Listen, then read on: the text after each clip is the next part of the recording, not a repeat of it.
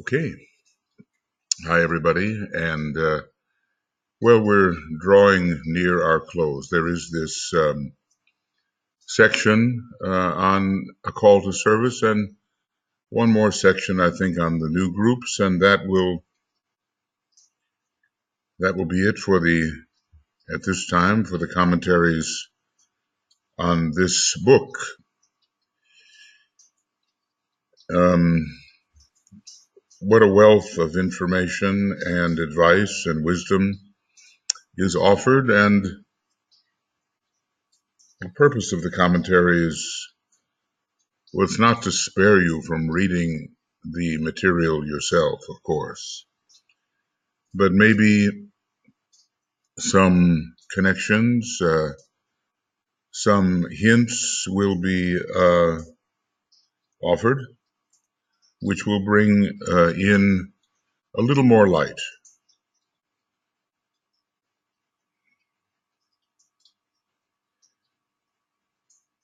And, encourage the study of the book and of all these books. We have precious little time until 2025, when a new installment will be forthcoming, according to the Tibetan. And all of our success with what he may deliver in the future is dependent to no small extent upon what we have assimilated in his second installment with Alice Bailey. And of course, we have to go also further back to the Secret Doctrine, and especially that, and the works of H.P. Blavatsky, but especially the Secret Doctrine, which is another cornerstone. So we have our work cut out before us. The world is in, humanity is in difficult shape, and all kinds of vices are coming to the surface, and people are not regulating their behavior according to a sufficient standard. I suppose we all have experience with that, but there comes a time when you realize that there are just certain standards that we have to uphold. Now, we are aspiring esoteric workers, interior workers, and our hope is to influence things from the inside towards manifestation, from the inside where we have more power and more ability, and we have the faith that, of course, it works that way. The hierarchy is not exactly walking openly among humanity, but they are terribly influential. And this we have come to know through contact with them and, contact with the work that they produce to help redeem the human race. So we are inner workers in many ways, and we hope to improve in that ability to work inwardly to greater outer effect. Now, this next to the last section is called A Call to Service. We're here on page 618 of the documents, or no, 618 of the White Magic text, and we have another, we're on page, it keeps on changing because I make things bigger and smaller, but we're on page 874 of the document, and we have another roughly 20 pages to go. So, a call to service. In closing this treatise on the magical work of the individual aspirant, because other types of magical work are referenced, but this is the main focus, I seek to do two things. Number one, indicate the immediate goal for students in this century, that's the 20th century, and we're not so far from it, and I believe it still really applies, and summarize time steps that they must take. Maybe,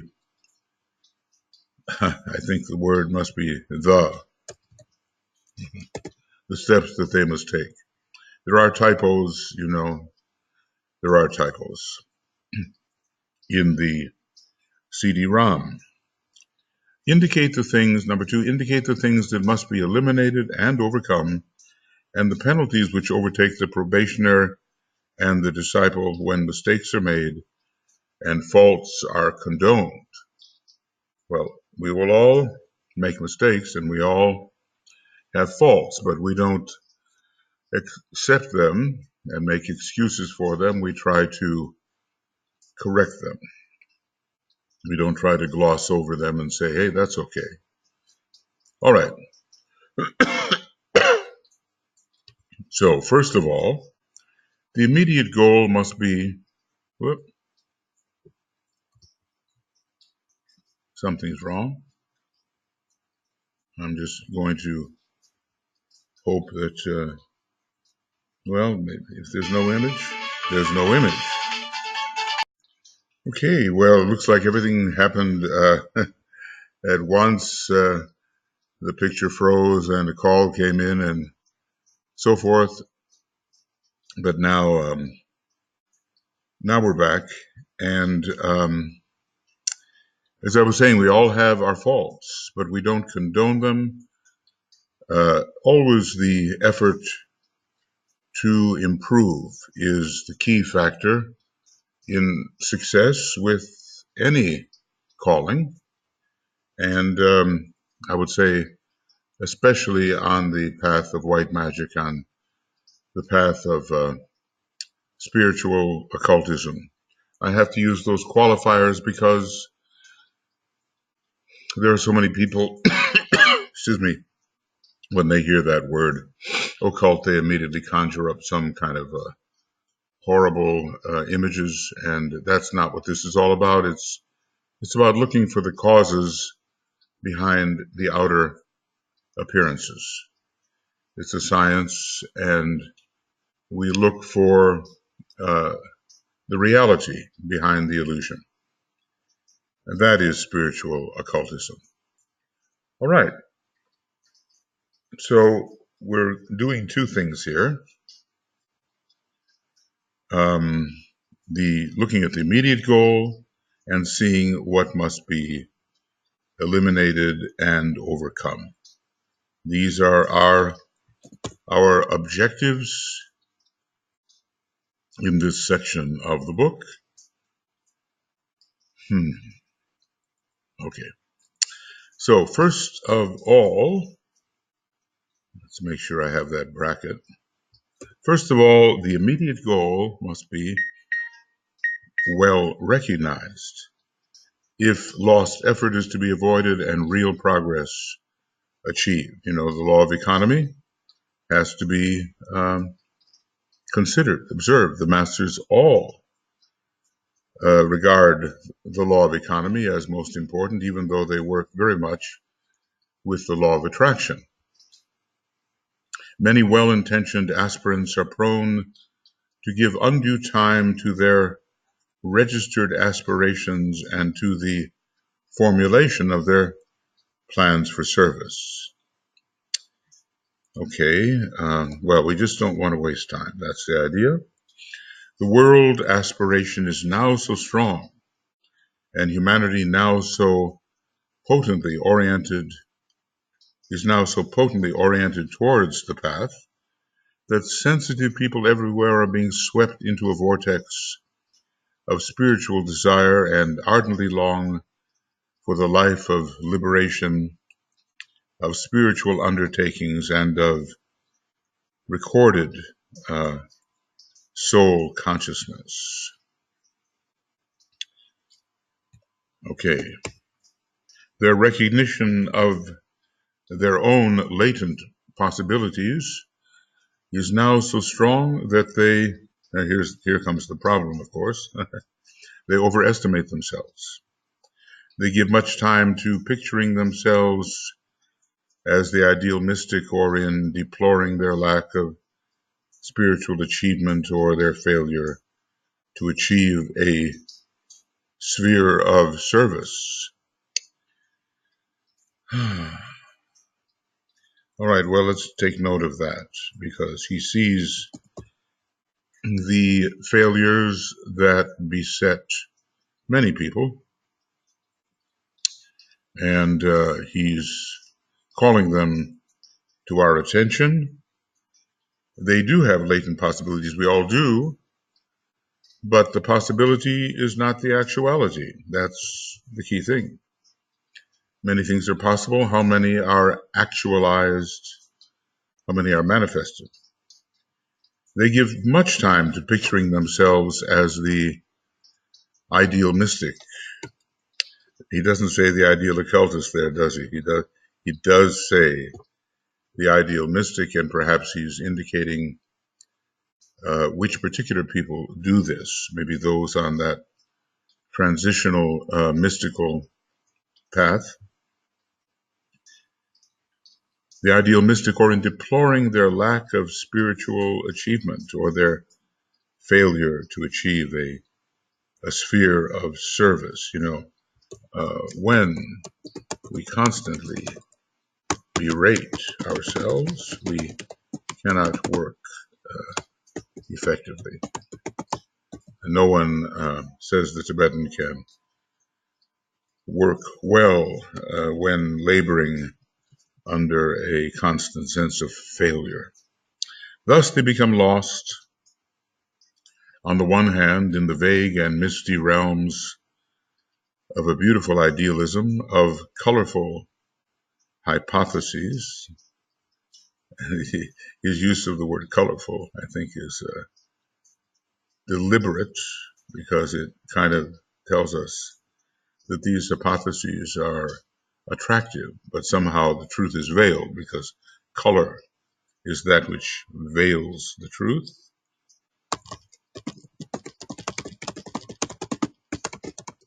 And of delightful theories.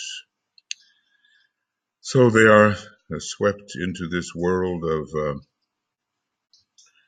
a great and exhilarating possibility, even though they don't achieve, but I guess suffering from something we might call the glamour of aspiration, where we attend to the possibility and forget the work which is necessary even to manifest lesser possibilities than delight us. On the other hand, they become engulfed in a dramatization of themselves as centers of power in a field of fruitful service. They draw up mentally plans for world endeavor to see themselves as the pivotal point around which that service will move. See, all of this is selfish or self-centered spirituality. And they frequently make an effort to work out these plans and produce an organization, for instance, on the physical plane, which is potentially valuable, but equally potentially useless, if not dangerous. Well, they're still a little bewildered, right, by this sense of the I, the limited I. They fail to realize that the motivating impulse is primarily due to what the Hindu teachers call the sense of I-ness. This is ahamkara, aham. They're still very much the victim of this limited sense of I-ness.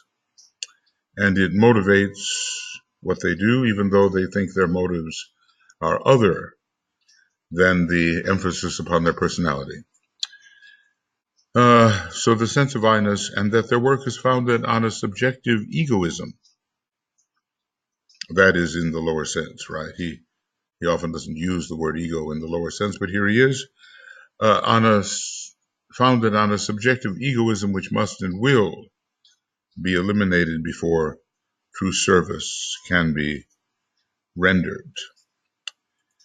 So this sense of I-ness is part of the problem, and we, as we overcome illusion, we seek to disabuse ourselves of this sense of I-ness. We learn about the initiate Jesus. God disappeared, and he found that he himself was God. Now, those words can't just stand. They would have to be explained, because it doesn't mean that in one's personality and nature one is the God of the universe, but in essence, there is no difference. So this tendency to aspiration and to service is right and good and should be seen as forming part of the universal consciousness and equipment of the race as a whole. The universal consciousness, especially to be cultivated in Aquarius. There's much idealism in this sign, Aquarius, much aspiration. And when we talk about universal consciousness, I think we mean there, well, it's certainly a bigger, a larger, more embracing consciousness than heretofore. But it's not really universal in the greatest sense. It just can't be. It's as when the Tibetan, should we say, analyzed and even, criticized, let's say, the use of the term cosmic consciousness. He said, look, it's an illusion. The people claiming to have cosmic consciousness, cosmic? It's an impossibility for them. The cosmos is too vast. Maybe they can have a beginning sense of the essence which has produced all things, or no, become all things. Okay. So yes, it's good. It is steadily coming to the surface owing to the growing strength of the Aquarian influence, which from about the year 1640 has been gaining in potency and is producing two effects. Why 1640? Well, it seemed that the individual who embodied Aquarianism in those days, to a great extent, was Sir Francis Bacon. He was certainly a universal thinker. He has become the Comte de Saint-Germain and the Master Rakotsi, Master R, and the Mahachohan. He has become all that. And in those days, with his horoscope of Sun and Aquarius, Aquarius rising, Mercury rising in Aquarius, he was, in a way, calling for the testimony of the sciences or the creation of the sciences. He was, in a way, the prototypical Aquarian. When did he die? Did he die? We just don't know. They say he was experimenting with refrigeration and the preservation of birds, maybe, that had been killed in hunting, birds for food, and he was stuffing them with snow or ice from the outside, and he became sick and he died. Maybe. It's peculiar about that particular individual, how often he has apparently disappeared in death and shown up somewhere else shortly after. But in any case, it's sort of the years following the expression of Master R as Sir Francis Bacon. And what does this year 1640 really conceal. It might be something about the Aquarian cycle.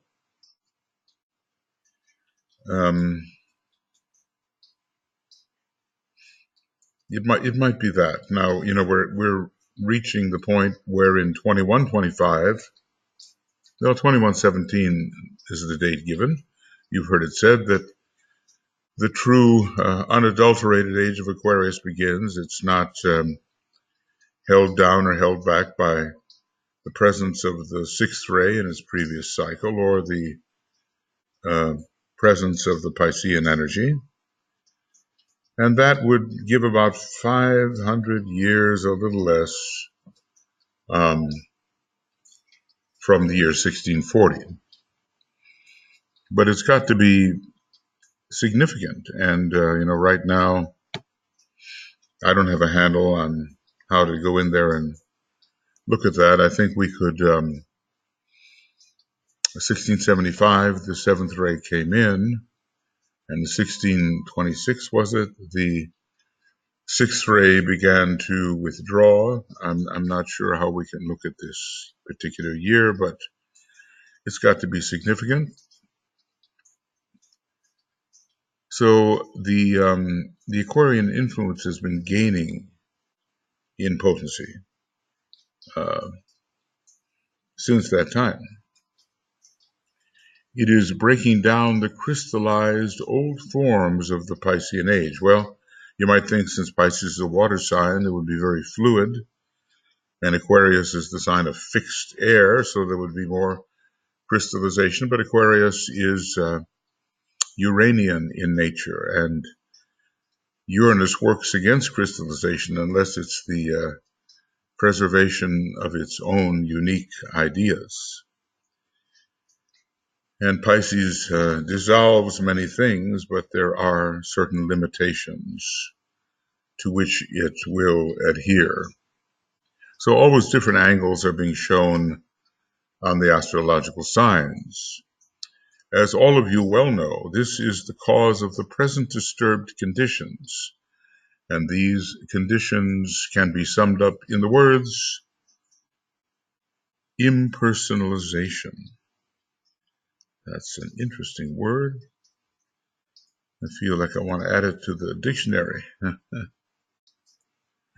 The impersonal spheres for me are the spheres of the spiritual triad, the transpersonal spheres, the spheres of the soul, or what we call the soul on the higher mental plane.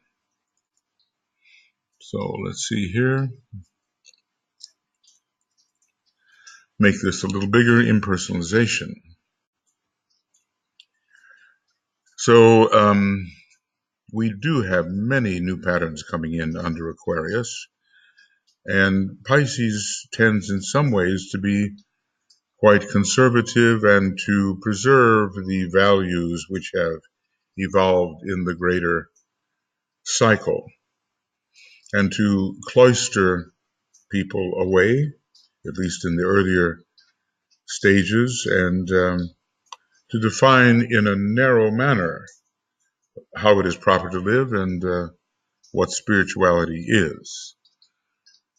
Aquarius is a very mobile sign. It has a lot of activity connected with it, a lot of fluidity.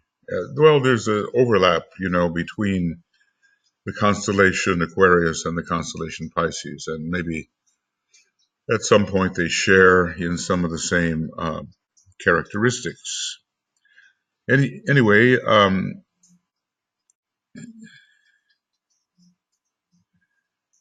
okay, the old forms. It is breaking down the crystallized old forms of the Piscean age and is stimulating the creative faculties, right?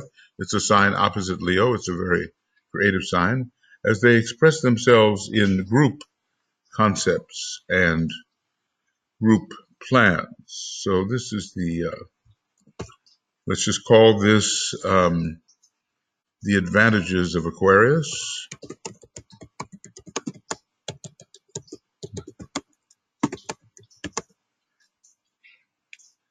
And this kind of change to something maybe quite new, especially since there is looming a 25,000-year age of Aquarius, quite new, especially with the completion of that great 250,000-year cycle recently, and the planetary soul emerging and the Christ in hierarchy returning to visibility for the first time since Atlantean days. Disturbance of the old conditions, the cherished conditions of Pisces, will occur.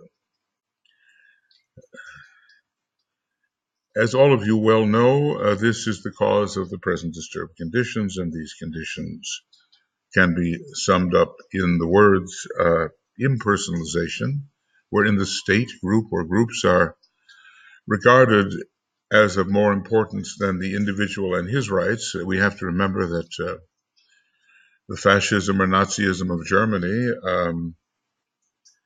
rose to power after the Nazi group was legitimately elected in Aquarius at I believe, the 30th of January.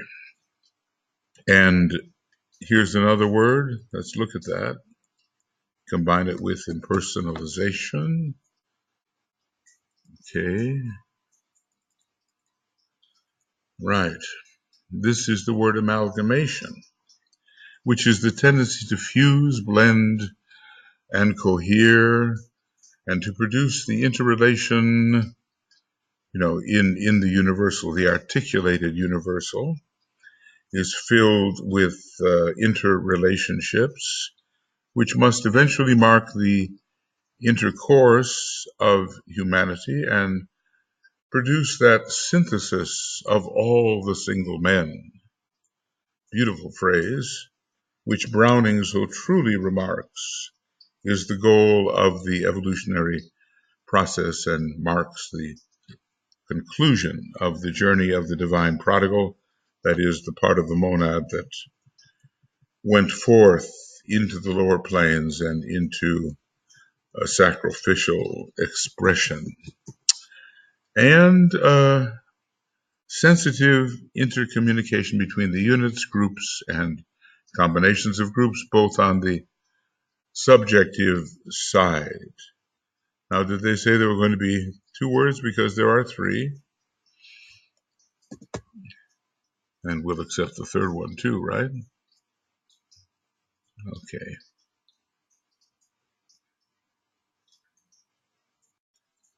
So these are it's wonderful what Browning wrote, isn't it? The synthesis of all the single men, is that what he said? Synthesis of all the single men. That's exactly what we're trying to achieve. And of course, the first step is the growth of group consciousness, which the Aquarian influence, when it's a little higher, promotes. I've seen many conservative and reactionary, separative Aquarians who really promote only their own ideal, about which they're very enthusiastic, and they are very keen on those who form with them the body of supporters of that particular ideal. Some of the most separative commentators and separative adherents are found in Aquarius, and that's amazing,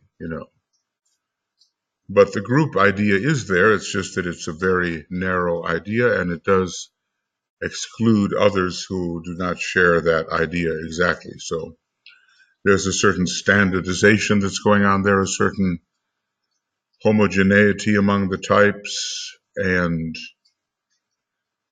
it's not helpful in this day and age, and yet one can be an Aquarian. So again, the moral quality of the individual, the degree to which He understands what is the good in the present context. This is not determined by the astrological sign alone. So impersonalization, we find that in Aquarius. Amalgamation, we find the fusing, and yes, intercommunication. All the computer, the wireless, the radio, all these subtle forms of transmission by apparently hidden energies, these are so Aquarian, Uranian in their nature. So we will, as part of the monad that has gone forth, apparently into increasing isolation as an individual, there will be a recombination that will occur. So a recombination will eventually occur. And sensitive intercommunication, between units, under Aquarius, let's say even telepathy, between units, groups, and combinations of groups, both on the subjective and objective side of manifestation. So Aquarius, under Aquarius, the question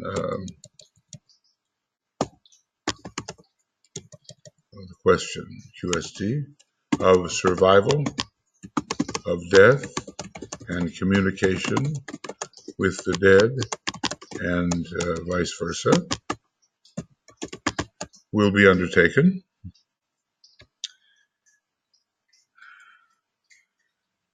Already we see, it's 80 or 90 years later, let's say 90, 85, since this book was written.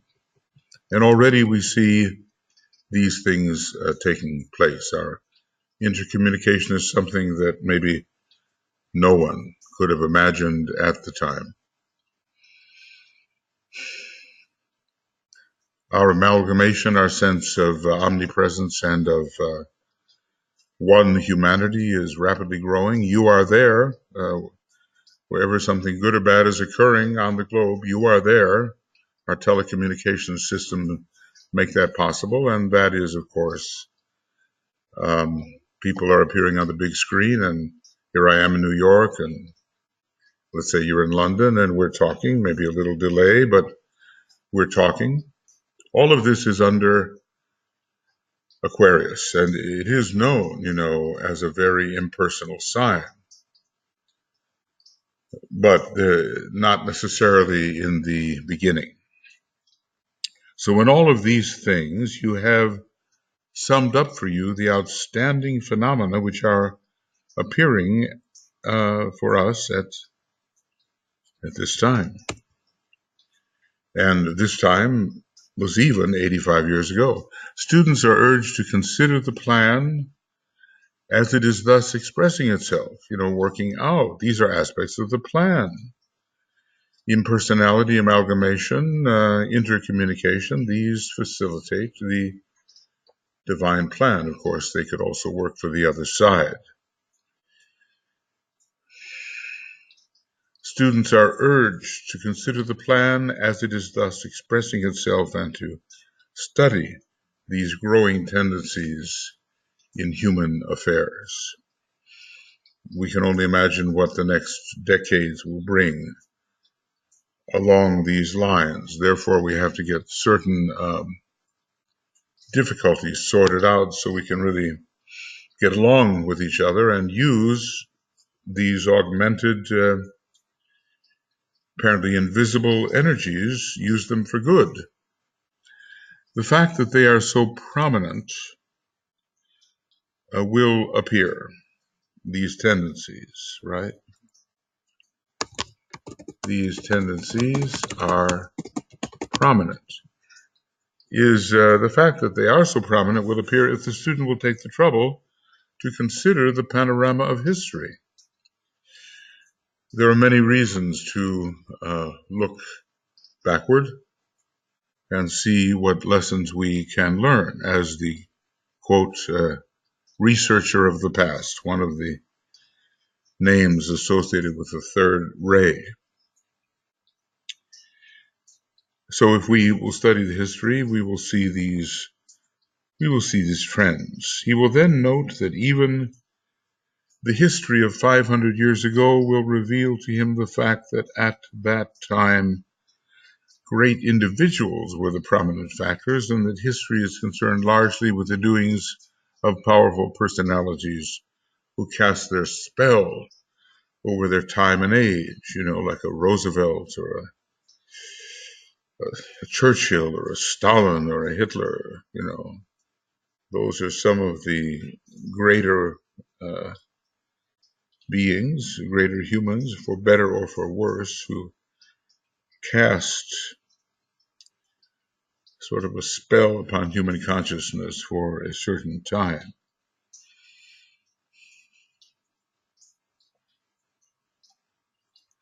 So the doings in those days were of powerful personalities.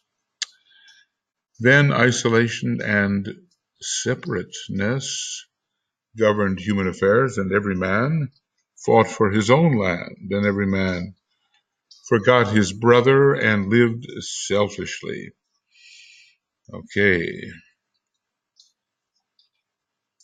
now DK can see that. We have a lot of selfishness today too, and it's technologically leveraged.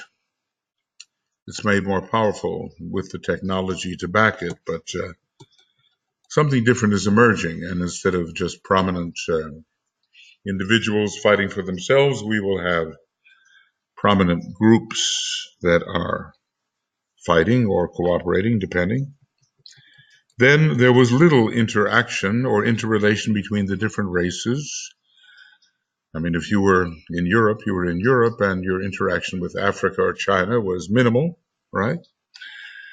There was little interrelation between different races or between human families, and there was no real means of communication except that of personal contact, which was frequently impossible. I mean, we think about Marco Polo making that once in a lifetime trip to China. Now people fly back and forth to China every week. So everything has been sped up tremendously, and the frequency of contacts is multiplied, and there is the feeling that even though technically your body may be in one place, at least temporarily, until the beam me up phase starts, there's the sense that you can be anywhere in your consciousness.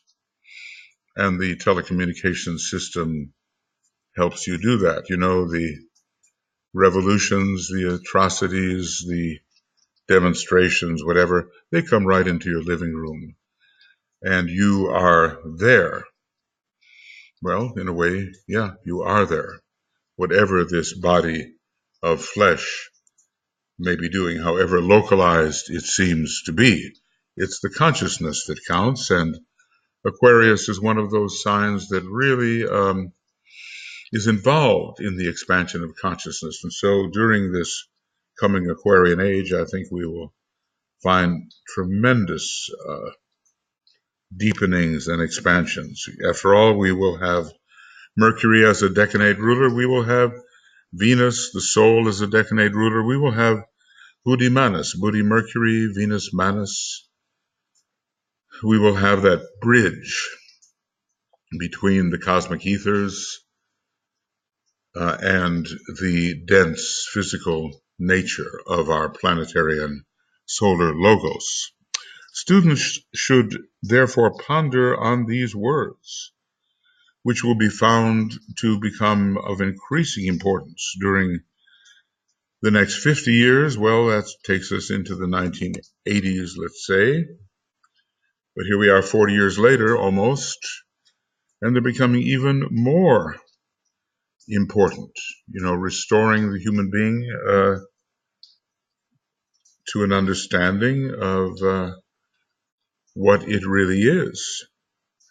This is far enough ahead for the average student to look, even though we have, past that age. Just imagine writing the kinds of things which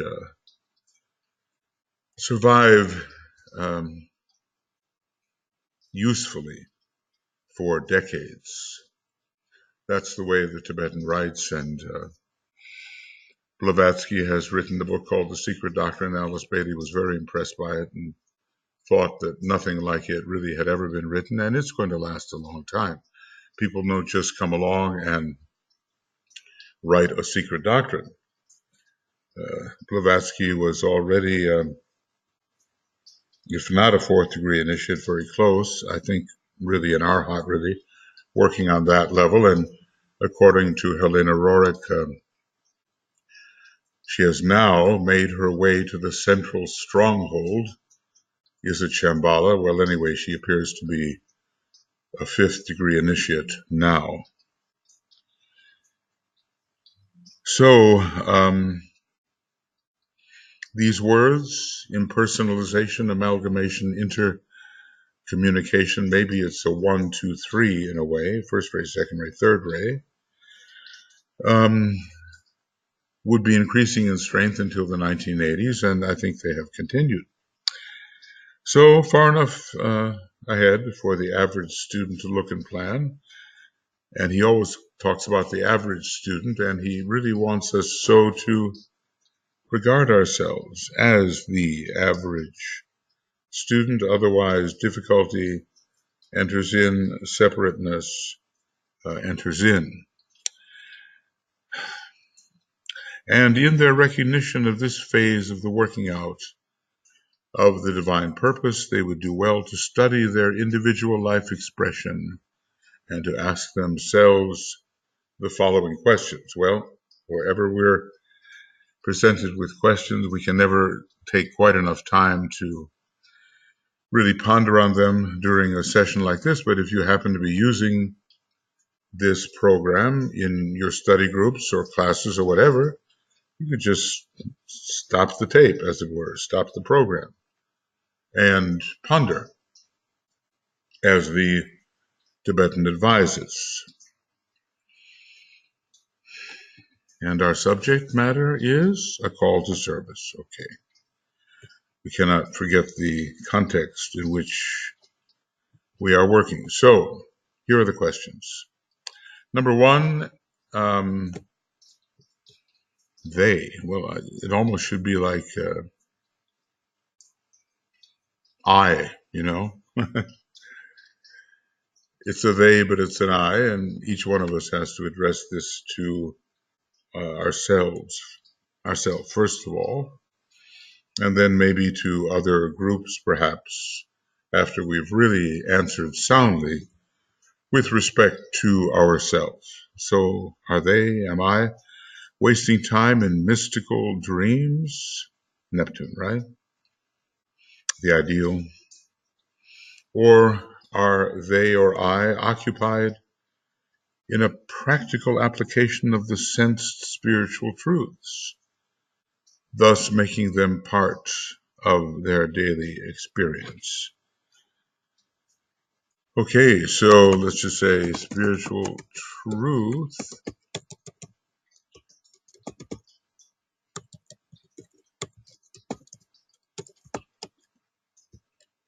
becoming part of the daily experience. Really, we have to work this into the substance of our lives. We have to walk our talk, as they are so fond of saying in the 12-step programs, you know. We have to be practical. We have to get it onto the physical plane by approved esoteric methods. Or we become, victim of the glamour of wishful thinking, of aspiration, and we delight in the higher possibilities, but don't lift a finger to make them into realities. I was thinking about, doing all these programs. Am I caught in mystical daydreams and all the rest? But I think just, making the tapes, making the programs, making sure they are in tangible form and that they are circulated and providing opportunity for people to study, then Maybe that counts as some kind of manifestation. Okay, do I find a reaction to the growing impersonality of the age is one of resentment, or do they or I find that this relatively new attitude of personal detachment is tending to solve their own personal problems? You might say we are too close to each other personally and not close enough in soul. That's the thing. I mean, we can be so close that we become identical. You see what I mean by that? I mean, we can achieve intimacy, but the ultimate intimacy is to be the other. And of course, that has to be taken, I think, step by step, except for an occasional great revelation. Where did that come from? Where you just realize it to be the case. So, do we resent impersonality? Do we feel it's cold, heartless, uncaring, unsharing, or do we see the value of it? Well, we're never going to be able to step into the planetary sense of the spiritual triad as long as we think of ourselves as the limited human person, body-centered and so forth. Okay. Well, obviously what I'm doing here and what he's doing is setting up the opportunity to ponder these things. Can I register an increasing ability to sense the thoughts and ideas of others? Remember, Aquarius is the sign of telepathy. And we are all naturally telepathic, except we tend to cover it over and get in our own way and obstruct a natural interior gift. But increasingly, as we begin to achieve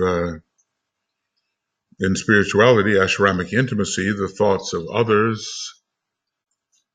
will make their impression upon us without them having to tell us what their thoughts may have been. So can you register these thoughts, the ideas of others, and do I find that we are becoming more sensitive and therefore more able to swing into the great tide of intercommunication? Let's see, what were the words?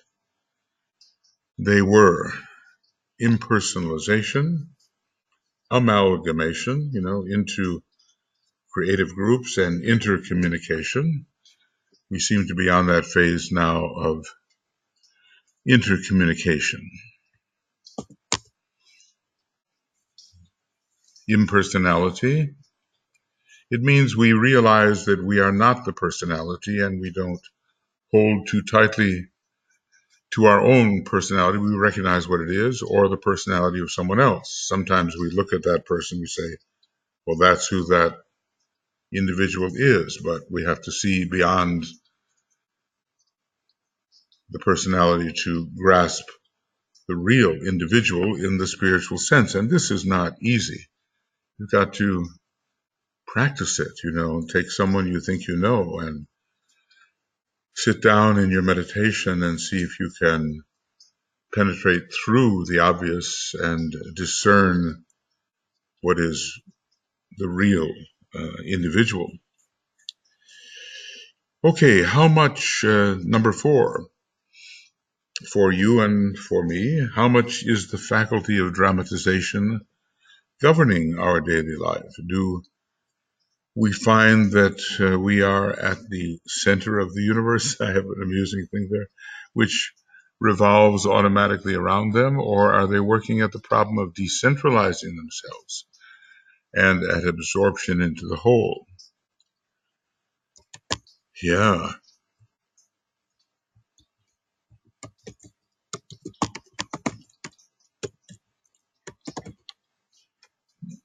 So, Leo is self-centralized at first until the point with which Leo identifies itself is found everywhere, which is in another way of saying it's found nowhere, everywhere and nowhere, nowhere particular, everywhere in general. And so do we dramatize this little self, or do we look more at the wholeness of things? Um, in a way, you can with justification. I was in New Zealand once, and it was a place called the Center of the Universe, and it was, a little humorous because I realized that every place on the earth is the center of the universe, and every place in cosmos is the center of the universe. There is no exact center per se, and the spatial requirements are a little different when you're considering the universe as a whole. And then what is the center when the universe as we know it disappears? It's wherever I am, wherever I, the essence, am, that central point exists. So wherever we are, such is the universe, that the center is everywhere. What God is I'm going to butcher it, of course. God is an n-dimensional sphere, whose center is everywhere and whose circumference is nowhere, or whose circumference is nowhere and whose center is everywhere. And I think Pascal brought that out, but I don't think the idea is his alone. So maybe Aquarius, with its impersonality and its oftentimes aloofness, although I think many great actors are born also in Aquarius, avoids more easily self-dramatization. The sun, which is like the center of the self, in the horoscope, it represents the personality. It is in detriment or in weakened condition in Aquarius. It's not like Leo, which rules, um, which is ruled by the sun. So maybe there is that kind of ability to step off the center of one's own stage. I guess what's important is that the group to which one adheres does not suddenly become the center. Otherwise, you have some sort of nationalism, or in the case of the Nazis, ruled by Aquarius, National Socialism. The group has become the center of everything, and that too is incorrect. It was tough to move the Earth off its position of centrality, and people lost their lives saying the sun was the center, but what if the sun too is not the center and you have to decentralize the sun, and the sun is just peripheral to something else that we call a center, like the center of the galaxy, which is peripheral to still something else. So decentralization is a very important move, and it allows you to begin to pervade, to be omnipresent. There's a lot of the third ray of omnipresence in Aquarius. It helps you achieve non-localization, which is really important. It's a kind of liberation. If we think that here we are sitting and this is where we are and represents the only thing we are, then we're under some kind of illusion caused by the spell of concretion. We have to dissolve these tough outer boundaries and begin to be substantial to everything, be behind everything. We have to begin to be able to do that. So the four questions were, I'll just try to, keep them in mind here.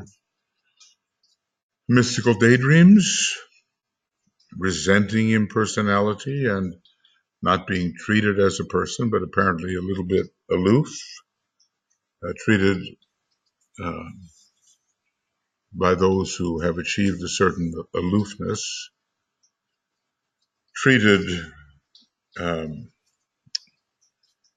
in a way which does not respect the intimacy or the intricacy or the various fluid states of the personality as if they're really, really important, because they aren't. It was interesting, DK awarded people certain recognition. They'd done a good job in terms of the Shambhala energy, even though they had, from the point of view of a moralist, such appalling personal traits. He just minimized those. He did that for Ataturk, and probably he would do it for Churchill, and now the more you look into it, he'd have to do it for Franklin Roosevelt. We don't know about Lincoln. He seems to be in a category all by himself, but, people these days, they try to say there was something wrong with his sexuality and so forth.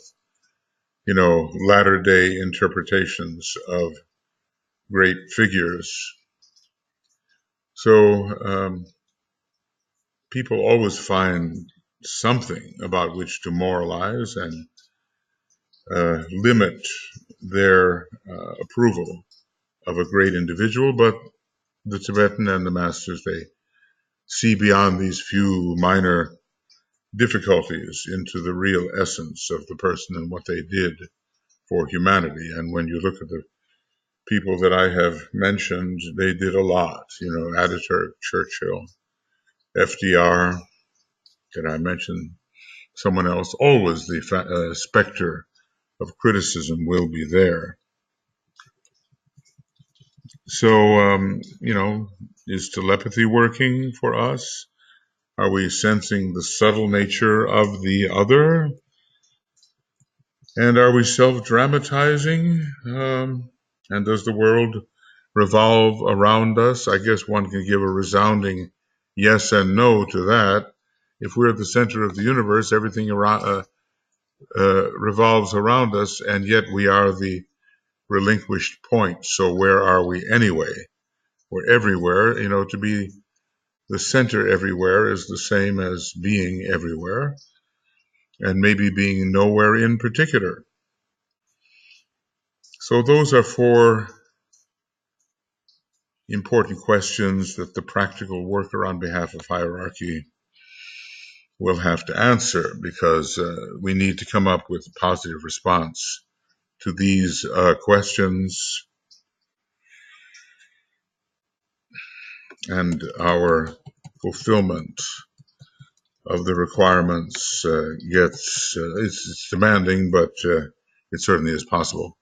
These and other questions will arise, which will arise, may serve to indicate the responsiveness of the aspirant to the incoming age, or to the energies of the incoming age.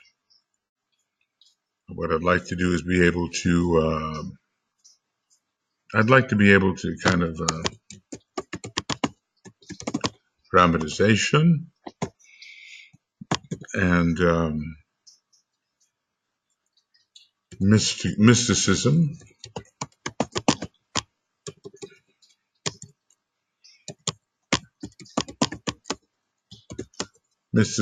and waste of time. Well, impersonality here.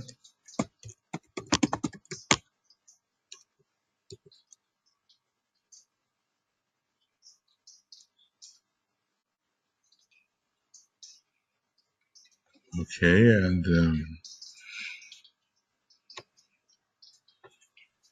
impersonality, and then finally here, number 3, telepathy.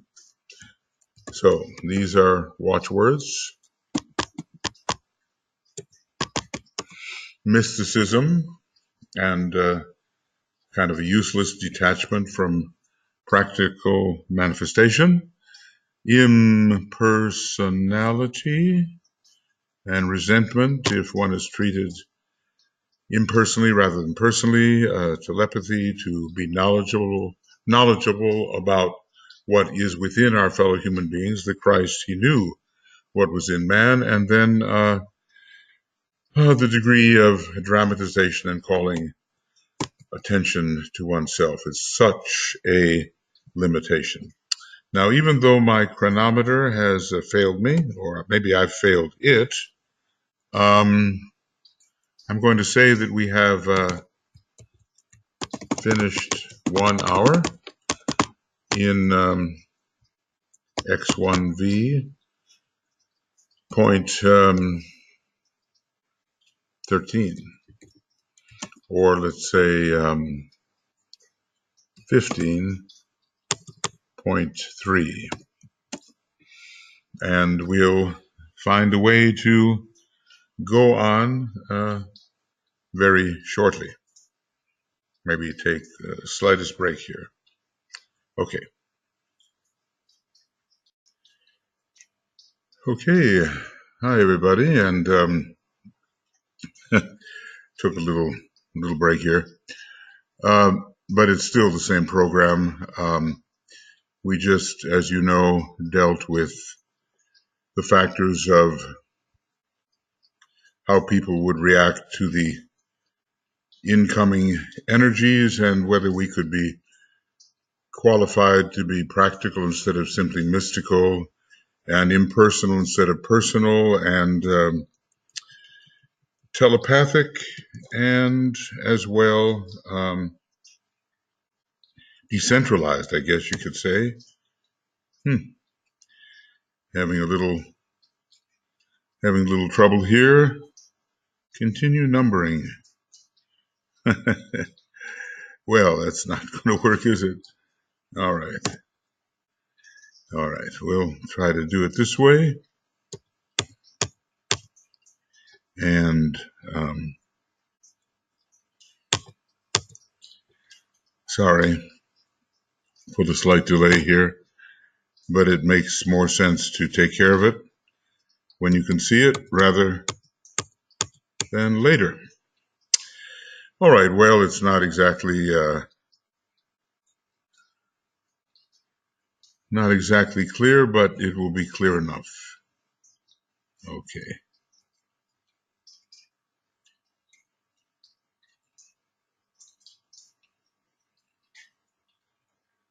Right. There we go. Except for the italics. Now, we don't have much to go. Just another 17 pages, 16 pages in the text, 17 pages, and in the document, that is, and maybe a little more in the text. In this treatise, he says, on individual development and on astral control, there's so many more things than that brought into it, of course, but maybe these are the main points that he sought to emphasize, at least so it would be practical for the aspirant, which we, I think, all have to consider ourselves to be. A vision has been given and a rule of life expounded, which holds in it the needed instruction for the interlude between the two great ages, Piscean and Aquarian. Well, we are certainly in that interlude, with maybe only 100 years left approximately before the energies of the old age, the Piscean and the six-ray energy, have faded out. A part of the underlying purpose has been expressed in words, a purpose which is recognized by many all over the world and which is working out in practically every department of life. So, of human life, that is.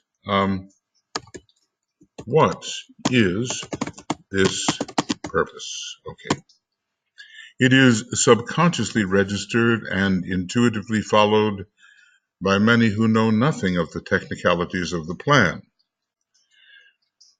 Those who guide the human race are not particularly concerned as to the success of the emerging new conditions, in time, at least, at some point in the not too distant future. Man holds within his decision whether it will be as soon as it can be or whether it will be delayed. It could be delayed by 300 years, he says at one point.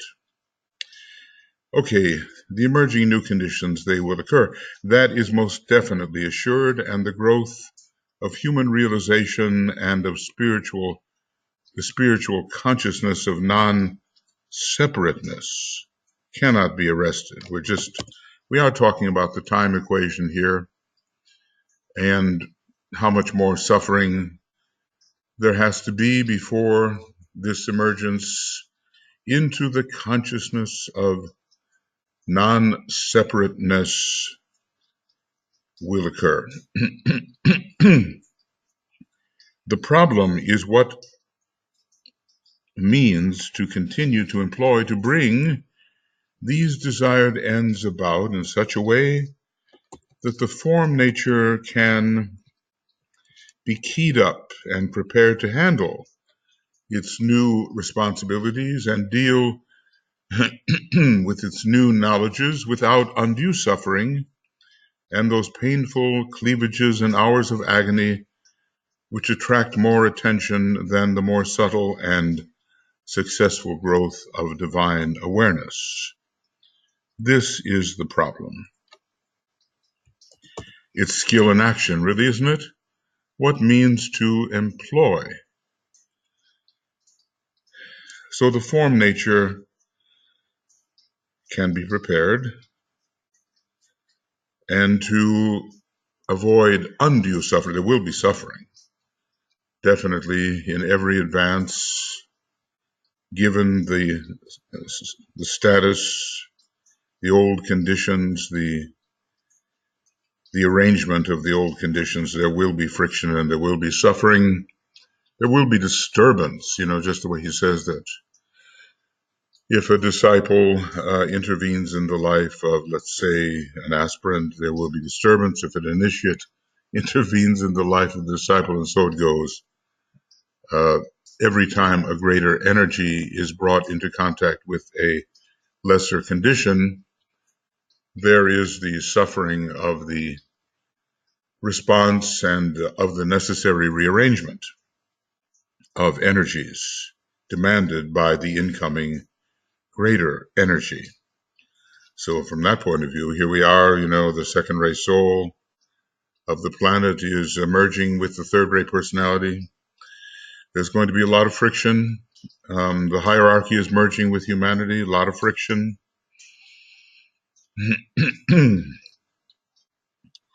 This reappearance of the Christ is not without its disturbance. And Pisces receiving the Aquarian energies during this transitional period, a lot of turbulence.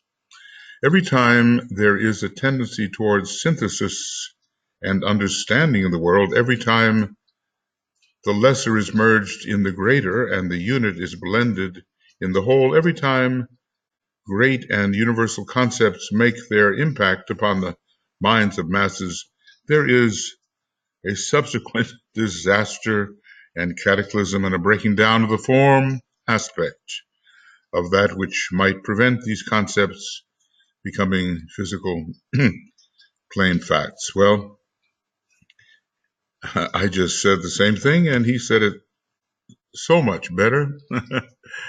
I sometimes I wonder, is it just implicit in his writing what's coming next? I don't think my eye wandered over those sentences, but I think maybe in the past, um, there was reading going on and memory occurring. When the greater intervenes in the life of the lesser, there is disturbance. And even Master DK writing letters to 50 some students, many of whom were placed on the periphery of his ashram, their lives were disturbed. Their lives were, in some cases, turned upside down. There was revolt, rebellion. There was quitting, There was a situation of discomfort, even though a great supervision was being offered. I guess we just can't help it, and I guess Master DK might have intervened in even a more direct manner, so the story goes, if Alice Bailey didn't say to him, "Oh, you can't say that." Maybe being more acquainted with the norms of present social interaction than the Tibetan could be. That's the idea that the masters do benefit from wise and disinterested advice of their chelas who are closer to a situation than they can possibly be. Okay, this is therefore the problem of the hierarchical workers. How to avert the dreaded suffering and carry man along whilst the tidal wave of this spiritual realization sweeps over the world and does its needed work. Hence the present call to service, which is sounding like a trumpet in the ears of all the attentive disciples, and this is the section we're in, this call to service. So let's say that we are aspiring hierarchical workers, not there yet, but aspiring, okay? This is our problem. How, even in our little environment, how to convey that which must be conveyed in a tactful manner, which still gets the point across, helps lead the other individual into a wider capacity, a wider appreciation, and yet does not induce suffering which cannot be withstood. Some discomfort there will necessarily be. I bet, if any one of us would sit down with the master and he would give us a fair assessment of our present condition and what we have achieved and not achieved and what lies ahead of us, there could be some discomfort, some, as he said, some recriminations, self-accusations, those kinds of things. Unavoidable, I think, but somehow the vision of that which lies ahead has to be so vivid that we are willing to be impersonal about those kinds of transmissions of thought and take them with equanimity and with the confidence that we will win through. So, sounding like a trumpet in the ear of all attentive disciples. I think the fourth ray is called the trumpet of the Lord, something like that. Amazing. If so, sometimes by studying the names of the ray lords, you really gain insight into the nature of the rays. That's why they're there, really. This call to service usually meets with a response, but that response is colored by the personality of the aspirant and tinctured with his pride and his ambition. I guess that's at first. And he did pretty well say, you're in my group, but check your motives. Why are you here? And he would venture to say that it's not the burning need in your heart to serve humanity, but the possibility of instruction, of liberation, of relief, all the relatively high personal things, but still personal. Need is truly realized. The desire to meet the need is genuine and sincere. The longing to serve and lift is real. Steps are taken which are intended by the aspirant to enable him to fit in with the plan, but the trouble with which we on the inner side have perforce to deal is that though there is no question as to the willingness and desire to serve, the characters and temperaments are such that well nigh insuperable difficulties are presented. I don't know, maybe, it's not funny, but as a person who is a little experienced in all this, I just have to identify, in this case, with the master and what he sees and how people are and how they don't know that they are that way, and the kind of barriers that are set up to real accomplishment, barriers to real accomplishment, because people are just as they are and they don't see it. I have to include myself, of course. The characters, the temperaments, he had to deal with all that and speak in such a way and write in such a way that he did not arouse the revolt. Master Mori was talking about the power of suggestion. He says, use the power of suggestion, because sometimes if you try to speak to a person directly about a particular issue, his manas will react. It will revolt. It will counter you, and your efforts will come to nothing. So the masters, he said he was going to be very straight, but then he saw what he was dealing with, and he discovered that some kind of modulation was needed. I mean, who am I to say what he discovered, but some kind of modulation was needed in speaking to people, and he had this amazing gift to word things in such a way that when those words stayed with the chela, they stayed in a very good and positive way, except when he just couldn't help it, and I'm kind of a student of a particular set of instructions where he has to let a very keenly aspiring and active disciple down gently, let him down gently from assuming that he was a fourth degree initiate to the fact that he might take the second degree if he really worked at it. And that required such skill in action. And I think Master DK responded in a way which was filled with skill in action. I just marveled at how he spoke, and yet the Chela, with a great capacity for suffering, upon which Master DK remarked, and with hurt feelings, quit. Okay, you can only do what you can do.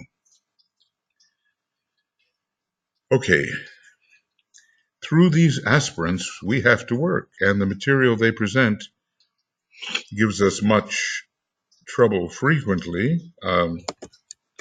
Their energy systems are the material. So let's hope that as the time comes when a more direct transmission or impartation from the master is possible for us that we don't present such material as it causes the master real trouble. These latent characteristics often do not make their appearance until after the service has been undertaken. I mean, everybody's high on the possibility at first, and even the slightly more advanced worker may look at the aspiring helper and say everything's fine. And then after a little while, these other things appear. That they are there, the watching guides may suspect, but even they have not the right to withhold opportunity. Well, you're dealing with gunpowder here. You're dealing with explosives, and you have to proceed cautiously. When there is this delayed appearance, the tragedy is that many others suffer beside the aspirant concerned. Delayed appearance of an obstructive fault. I know I was surprised in my own work, maybe a couple years after I got into the arcane school. I found the bottom of my aura being kind of dredged up by Pluto. It says, who is thinking these things? Why are they here? Why are they before my face? But it had to be, because a cleansing process, we must go through a cleansing process. It's a difficult time when forces of your own nature, which have been long forgotten perhaps, are literally in your face and maybe causing difficulty, not only for myself, but for others around me. Maybe you've had that experience too. Anyway, we are dealing with the factor of delayed appearance of obstacles and character flaws, difficulties, unsuspected difficulties. So others are affected too. As the human fabric makes itself felt and stands out in the mist, I was going to say midst, but it says mist of idealism, of lovely plans and much talk and arranging, many are in the meantime attracted by synchronous idealism and gather round the server. Yeah. Well, and then they are surprised. Oh, I didn't sign up for this, did I? Oh, and then comes the whole question of tearing down the one they had put on the pedestal. It's a six-ray dynamic. When the hidden weaknesses appear, they suffer as well as he. Well, it's just how it goes. And if we're informed, maybe then the people that we work with, maybe we can know something about them and help them before the emergence of these factors. But then again, I think it's something maybe we all have to just go through, and there's not too much a teacher can do. The method of the great ones, let's see, which is to seek out those who have trained themselves somewhat in sensitive response and to work through them, carries with it certain dangers. The method of the great ones, which is to seek out those who have trained themselves somewhat in sensitive response and to work through them, carries with it certain dangers. Okay, what are these? These are, the so-called dangers of the occult path, subtle dangers, subtle.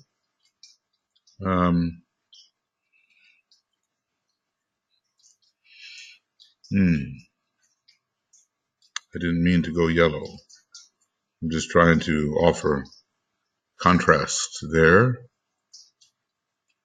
The ordinary well-meaning aspirant is not in such danger as the more advanced and active disciple. He is in danger in three directions and can be swept off his feet in three ways. Okay, so citing the dangers to the well-meaning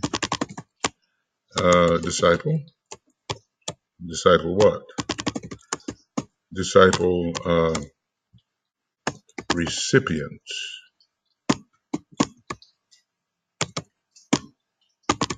of hierarchical supervision. And here's well-meaning, and there it is. Okay. So what are these dangers? Not so much for the aspirant, but more for the disciple. It gets very practical, doesn't it? Because, you know, Master DK has encountered these things time and time again, and we're much newer to it all, but we maybe have encountered some of this or even been the perpetrator of some of this. And we certainly will encounter it as teachers, as we grow in the ability to teach and align with the hierarchy and can bring the plan forward. We too, we are the material now, and we're always material, but we will have to work through the material of our disciples in days to come. So let's see what we can learn. So his whole nature is under undue stimulation on account of his inner contacts and the spiritual forces with which he is in touch. And this carries with it real danger, for he hardly knows as yet how to handle himself and is scarcely aware of the risk entailed. So let's call this stimulation, undue stimulation. And we'll just make note there. Maybe some of this will strike us as familiar in our lives. The people with whom he is working, in their turn, make his problem, at least part of it, I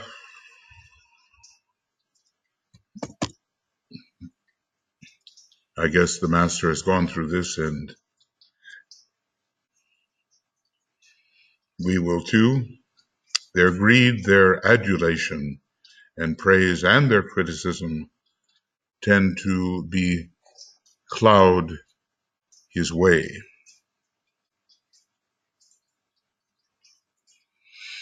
Because he is not sufficiently detached and spiritually advanced, he walks bemused in a cloud of thought forms and knows it not.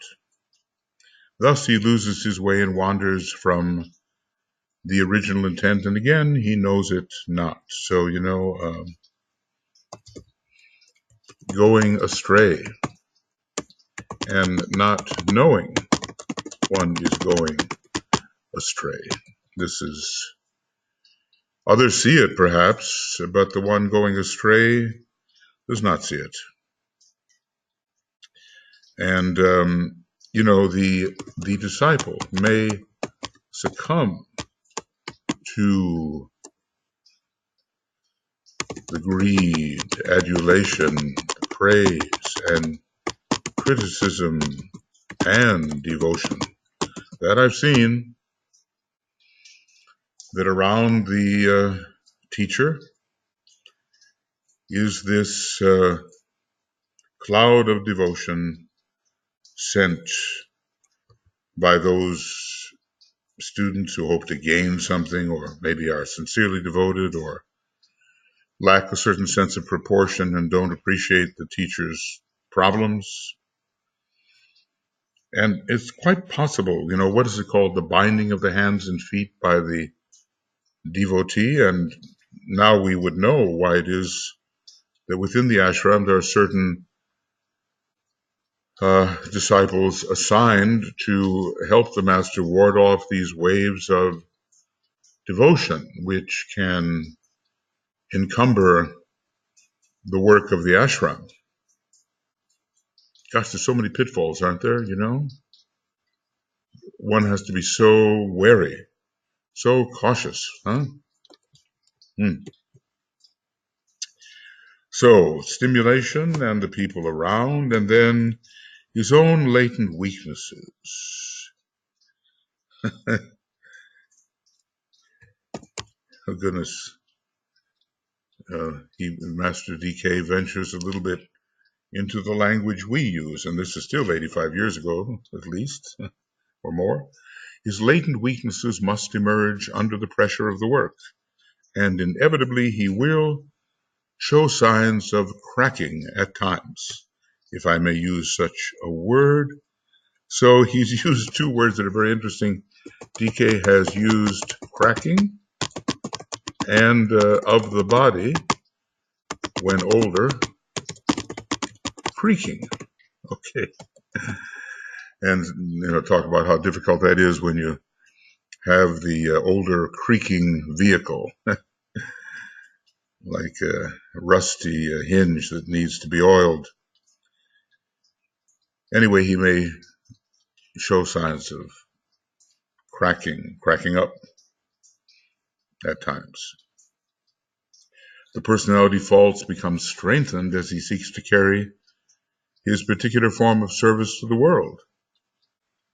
I refer to that service which is self-sought and formulated on a background of personal ambition and love of power, even if only partially recognized and not recognized at all.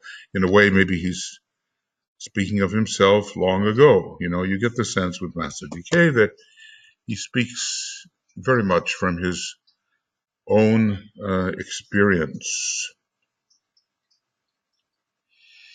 which maybe is the best way to speak. Then you really know something about it firsthand. He is under strain, naturally, and like a man carrying a heavy load up a steep hill, he discovers points of strain and evinces a tendency to break down physically or to lower his ideals so as to conform to weaknesses. So over here, I'm putting the idea of going astray. And here, I'm putting the idea of emergence of weaknesses. So these are 3 points of danger which all of us have either encountered or will continue to encounter or have yet to encounter.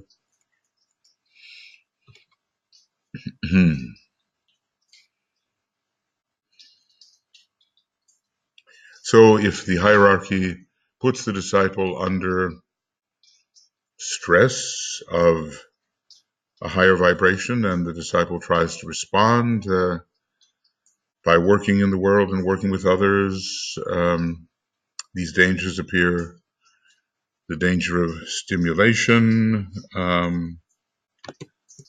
going astray, let's call this additionally wandering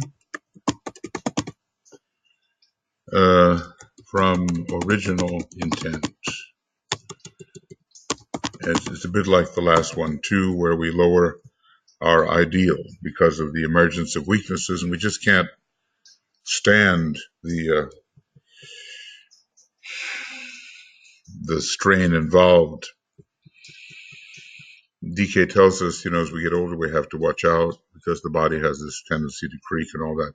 I'm thinking about hills I used to be able to climb with ease, and now older, the limitations show up, and yet you have to carry on and carry through.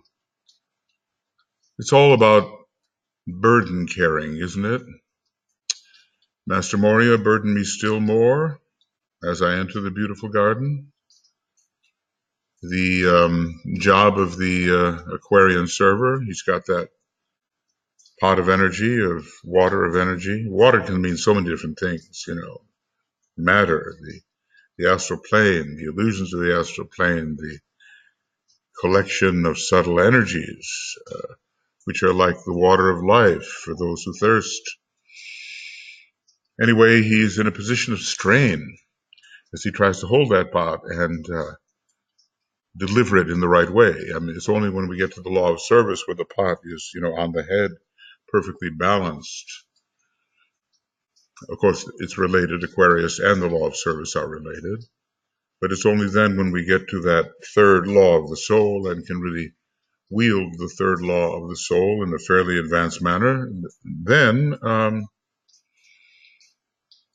the strain is lost in the ability to balance.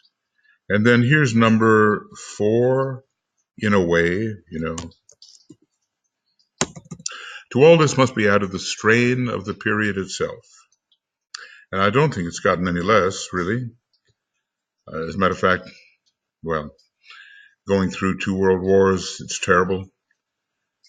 But we are going through a period that could mean the destruction of humanity, as DK warns. To all this must be added the strain of the period itself and the general condition of unhappy humanity. Well, from a distance, Master DK sees that habit of unhappiness. And we really need the habit of joy, but for that we really need to somehow be a soul in expression, because joy is of the soul, and the spasmodic happiness, impermanent and discontinuous, is of the personality. So the general condition of unhappy humanity and a tough period of Piscean, Aquarian conflict, pulling in both ways, both directions, backward in a reactionary manner and forward in a progressive manner. This subconsciously has its effect on all disciples and upon those who are now working in the world. Some are showing signs of the physical pressure, though the inner life remains poised and normal, sane, and rightly oriented. He has to evaluate, everybody he works with. And it's not instantaneous. He talks about how long it may take to really tune in with somebody and get the proper evaluation. Others are breaking up emotionally. And this produces 2 effects according to the point of development of the aspirant service. Now, sometimes we call this the nervous. It's not really breakdown. It's because we used to think that neurosis was of the nervous system, and that the falling apart emotionally and over and underreacting and losing control of astral reactions was because of the nerves. But we discover in occultism that it isn't that. So there are 2 effects, and maybe he'll speak of them here. It's pressure, It's said in Agni Yoga that this pressure is the law of existence. And Master Moria is teaching us how to be a weightlifter, a burden carrier. And our burden is light. Well, there's a play on the words there, When you're enthused by the Christ Spirit, whatever burden you're carrying is light. The old saying, he ain't heavy, he's my brother. I think that's so touching. But there is also the strain of knowing, and that's the burden of light, Master DK says. And he talks about the exquisite agony that the hierarchy goes through as it watches humanity making decisions into which the hierarchy, is not allowed to intervene in any compulsory way anyway. So he is either through the strain learning detachment, and this, curiously enough, is what might be called the defense mechanism of the soul in this present period of world unfoldment, or he is becoming increasingly nervous and is on the way to become a neurotic. Well, those are those words, very popular at the time that Freudian psychology was very popular. I think, sour grapes, the fox can't reach the grapes. That's a defense mechanism. Oh, they were probably sour anyway. And to step back from a situation and say, well, I am not that situation. I am what I am. I am a detached being with consciousness. This can be looked at as a defense mechanism. We detach from the impossible situations before us, and at least we know that we have integrity and are intact on the inner side of life. Defense mechanism of the soul in this present period of world unfoldment, or it's becoming increasingly, falling apart. That's the nervous breakdown idea. Hysterical, as it is said, overreactive, losing control at all times. So on the way of becoming a neurotic without ever any normal response to normal life circumstances, but somehow twisting one's response so it becomes sick, maybe, or malfunctional, dysfunctional. Others, again, are feeling the pressure in the mental body. They become bewildered, and in some cases, no clear truth appears. And that can lead to what can I say? Depression can result. They then work on without inspiration, and because they know it to be right, and they also have the rhythm of the work. Was it Debussy, the French composer, someone like him, who, pointed to the great composer Bach, who was such an amazing mathematician in a way, and he just knew harmony the way nobody else seemed to know it. And this French critic, I think it was maybe Debussy, but he talked about Bach sort of grinding out one joyless measure after another. Of course, great exaltation of joy is in much of Bach's music, but he's talking about Bach working out certain themes according to the harmonic laws and how they just go on and on in combinations and permutations. It's a critique. And as my old teacher in music theory used to say, every composer has his bad Monday mornings. And then he said, look, did you ever hear Beethoven's Battle Symphony? He says that was the result of a series of bad Monday mornings, when you have to get back to work and you don't feel the inspiration. So working on without inspiration, and because they know it to be right. In Bach's case, he had to turn out like an oratorio or a cantata, let's call it a cantata, smaller work every week.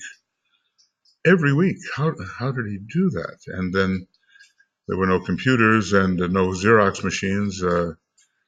Everything had to be copied by copyists, and the parts had to be distributed to the singers and to the players, and there had to be rehearsal, and I'm sure he was tearing his hair at times, Except in those days you wore wigs, so maybe it wasn't so bad. But there's been amazing accomplishments, and nobody can work on at a high level of inspiration at all times. Sometimes when I do these programs, it's a Monday morning for me, as it were. And I just say, okay, automatic pilot, let's see what what happens, but I know that it doesn't reach the level that I've reached at other times when I feel more alive uh, and inspired. But you have to work on, you have to work on. And if we only worked when we feel inspired, we might have to wait a long time. But sometimes in the process of the work, the inspiration comes, just like the third rate type, put your mouth in motion and you may get a thought. Okay. Others are grasping opportunity as they see it, and to do so, fall back on innate self-assertion, which is the outstanding fault of the mental types, and build up a structure around their service and construct a form which in reality embodies what they desire, what they think to be right, but which is separative and the child of their minds and not the child of their soul. So these are all the ways that we can fail due to strain. These are all ways to fail because of strain and stress uh, of the period and of discipleship in general.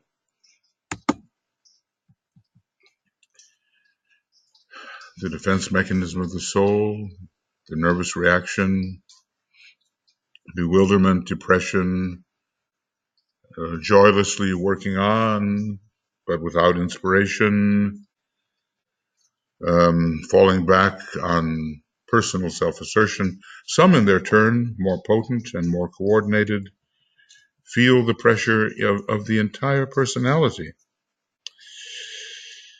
The versatile psychic nature responds both to need and to the theory of the plan. They realize they're truly valuable assets and know they have somewhat to contribute. They are still, however, so full of what is called personality that their service is gradually and steadily stepped down to the level of that personality and is consequently colored by their personality reactions, their likes and dislikes. That's called sentimentality, when you're captured by likes and dislikes, and their individual life tendencies and habits.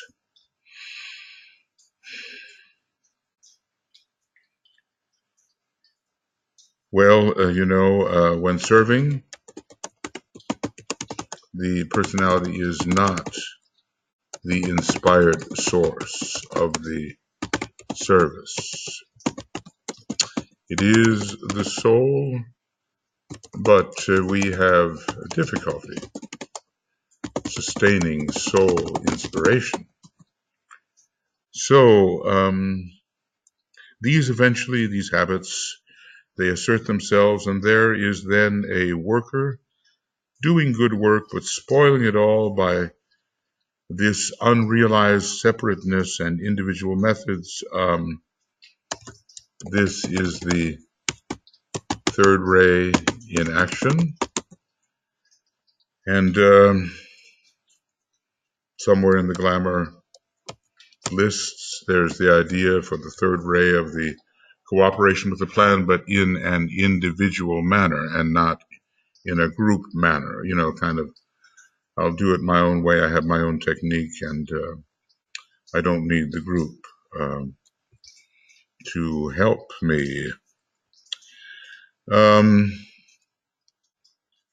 Let's see.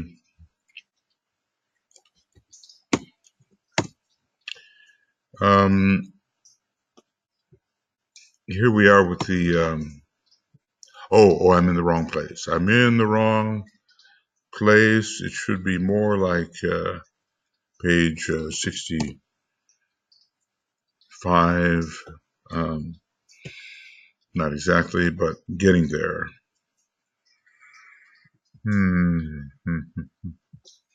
It's in the names of the Ray Lords, and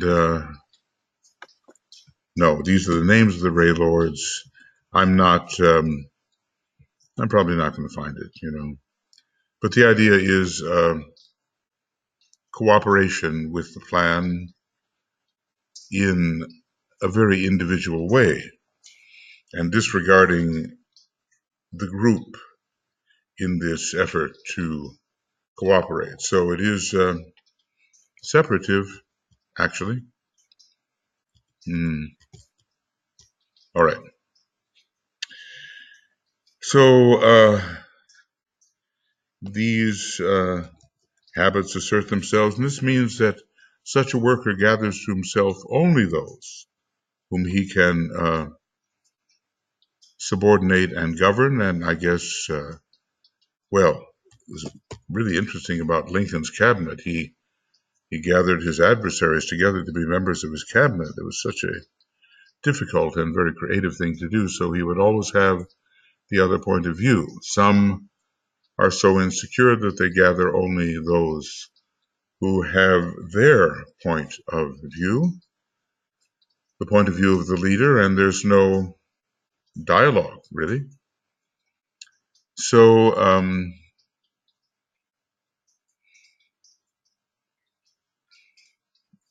the group is not colored by the impulses of the New Age, but by the separative instincts of the worker at the center.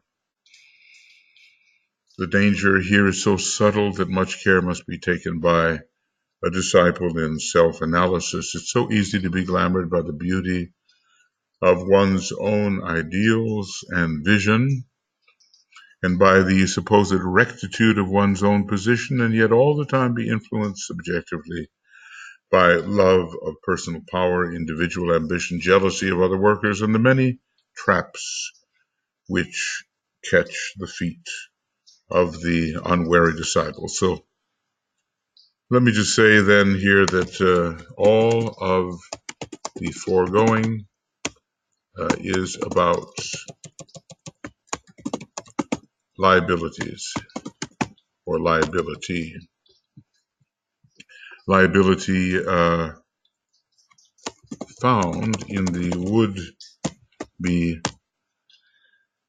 hierarchical worker.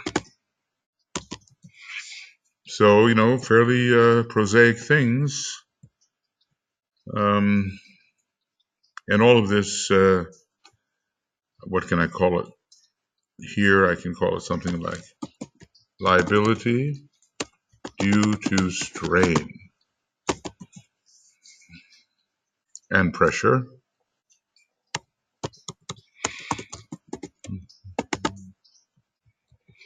Difficulty due to the bearing down of the energies upon one and the general difficulties of the period.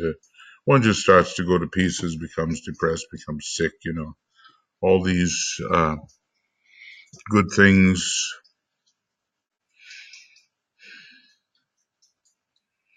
Or, one really, enters with great enthusiasm and then loses that enthusiasm, works on mechanically, joylessly, without the real motive, and thus is not really serving in the higher sense of the word, because service is the spontaneous radiation of the soul, and that's being blocked by the pressure on the mental body.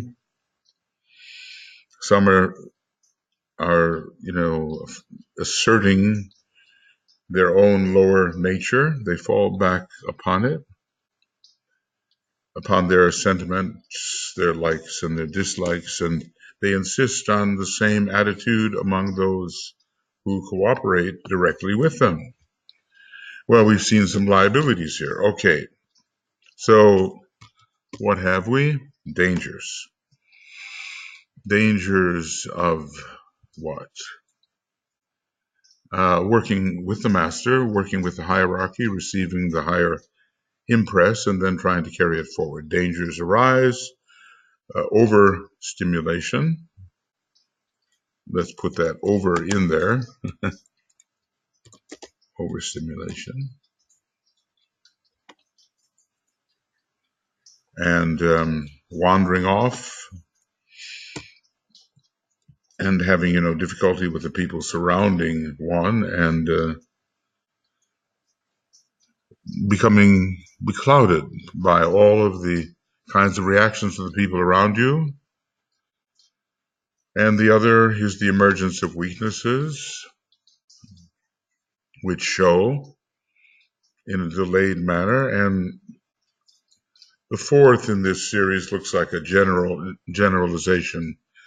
It's just the response to strain and pressure, depending on in which vehicle you experience. It might be sickness, it might be emotional chaos, it might be mental sightlessness or depression, being unable to see the way ahead.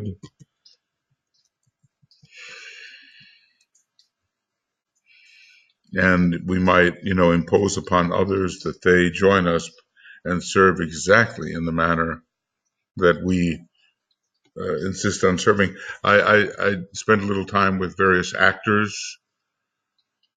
I used to be in it myself, and the actor has a disdain for the director who engages in line reading, meaning the director can do all he can to evoke the best possible reading and response from the actor, but should by no means say, okay, listen, and give the line and say, do it that way, imitate me, because then the creativity of the actor is stifled.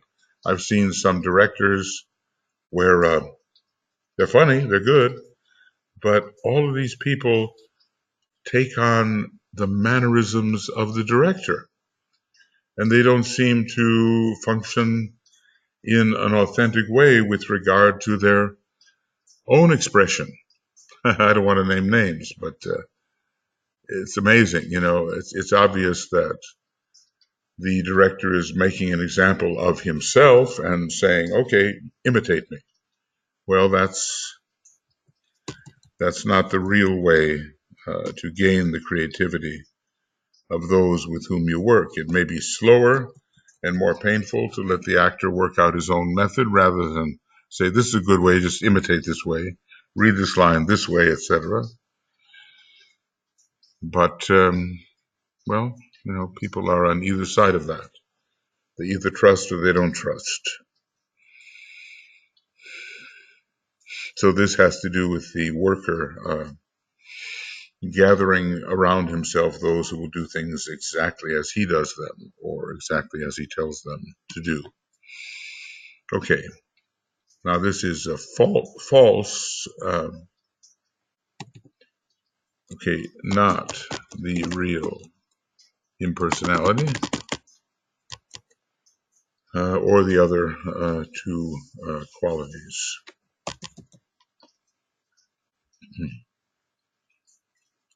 All right.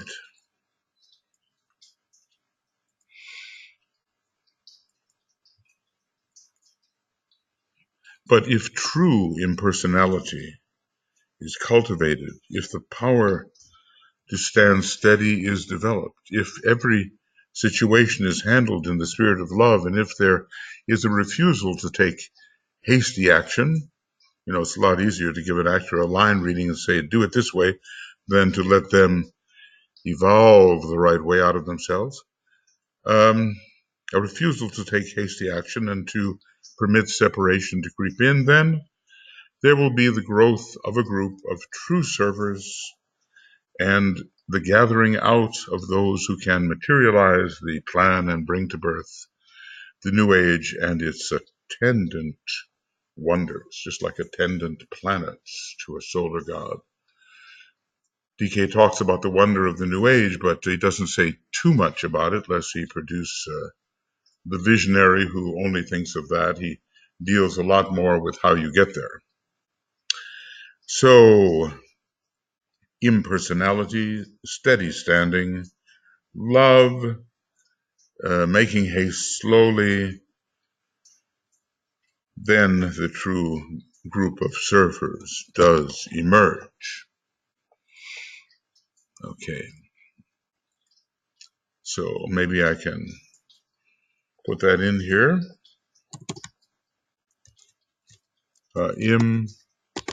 personality, standing steady.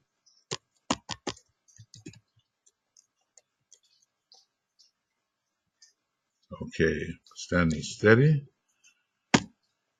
And love, patience. Then we have, we will not be making mistakes like I just made here. Okay, well, I am pushing on here, and sometimes a wave of fatigue may hit. Okay, well, how will the disciple really respond? How will the disciple avoid these very commonly expressed or experienced dangers? How will this be done in meeting the call to service? Because DK is talking about the liabilities of so many who are called to serve. They are called to serve, and they are sincere, but they have dangers within their own system and liabilities which they did not expect. And these liabilities occur after they answer the call to service, not before, because the idealism and so forth covers the latent liabilities that emerge when times are harder, as they inevitably will be. It's not all up, when you're starting something, you're very enthusiastic, the joy of the beginning. But as you grind on,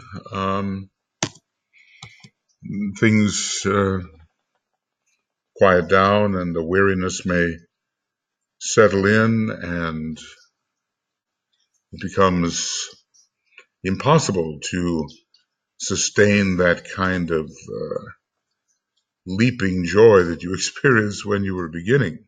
All right, so this is the end of our 2. All right, so can we then be impersonal, stand steady? Can we love? Can we be patient? Can we avoid the dangers of overstimulation, of falling victim to those around one and losing one's way, to the danger of one's emergent weaknesses, and all the pressure in general, the strain, the pressure? Can we somehow avoid these dangers? And here's what is said. To do this, there must be courage of the rarest kind if we're to be able to be impersonal and stand steady and love and be patient instead of falling into the traps. So why then courage?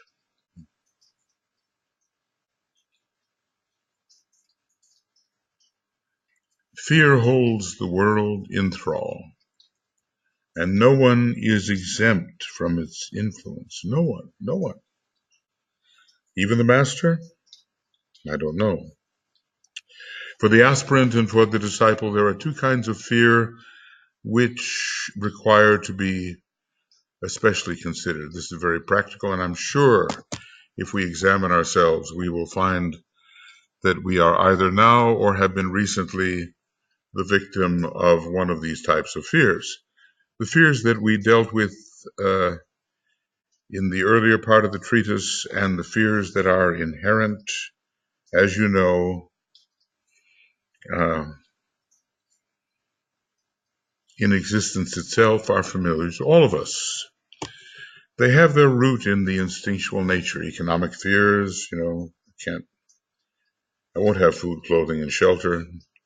Fears arising out of the sex life. I'm rejected, inadequate, all those kinds of things.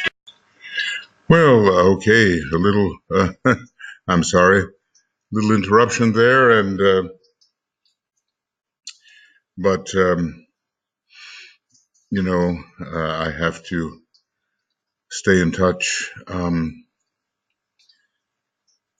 Anyway, in order to do this correctly and to avoid the dangers, in order to act with impersonality and steadiness and love and patience, so many requirements. I mean, don't you feel that a huge number of requirements are being presented to us? Well, maybe that's just the way it is. Okay. So, chronometer problem, sorry. Now I'm on my own. I have no idea how long this will last. But, we're going on here because we have less than 20 pages remaining.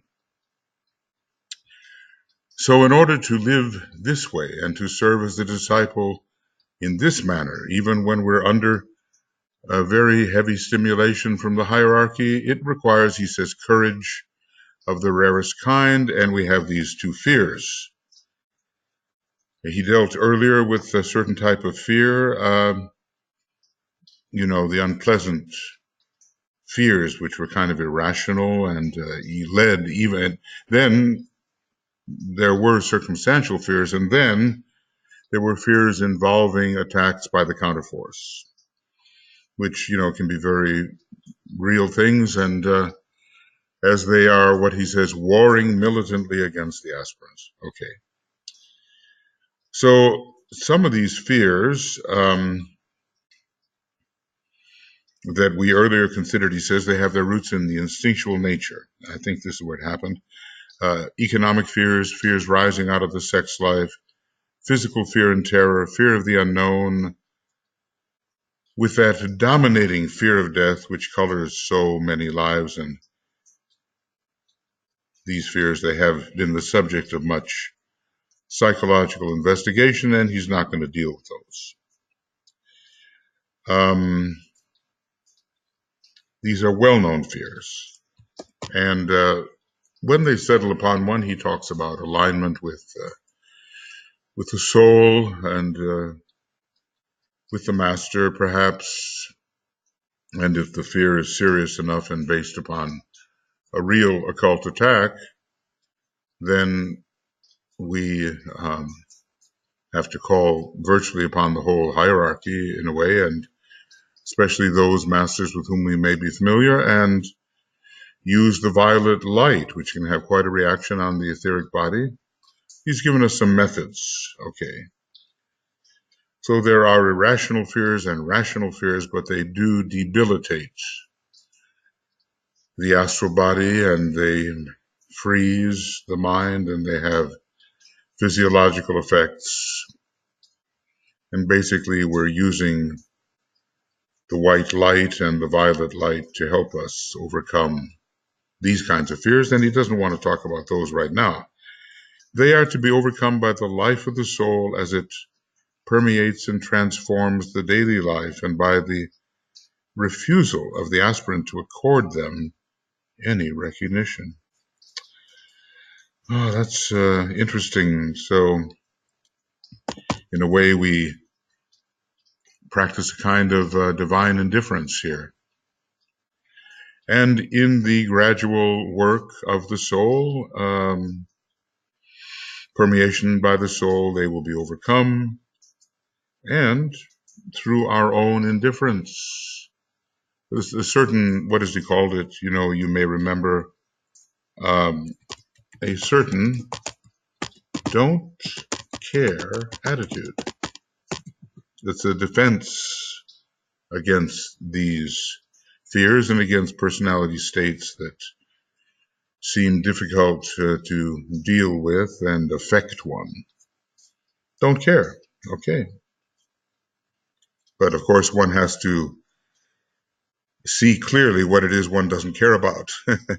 Otherwise, you get this interesting kind of suppression or even unconscious repression.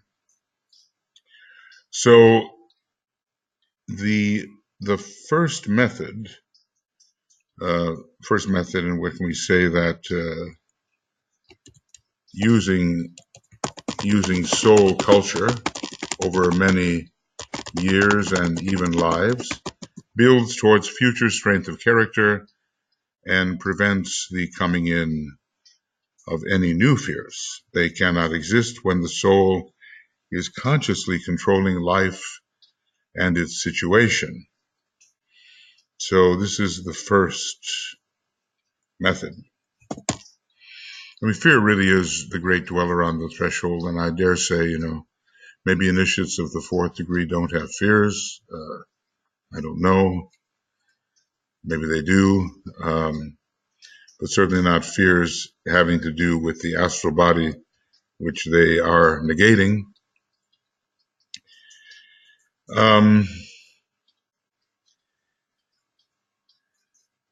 But the second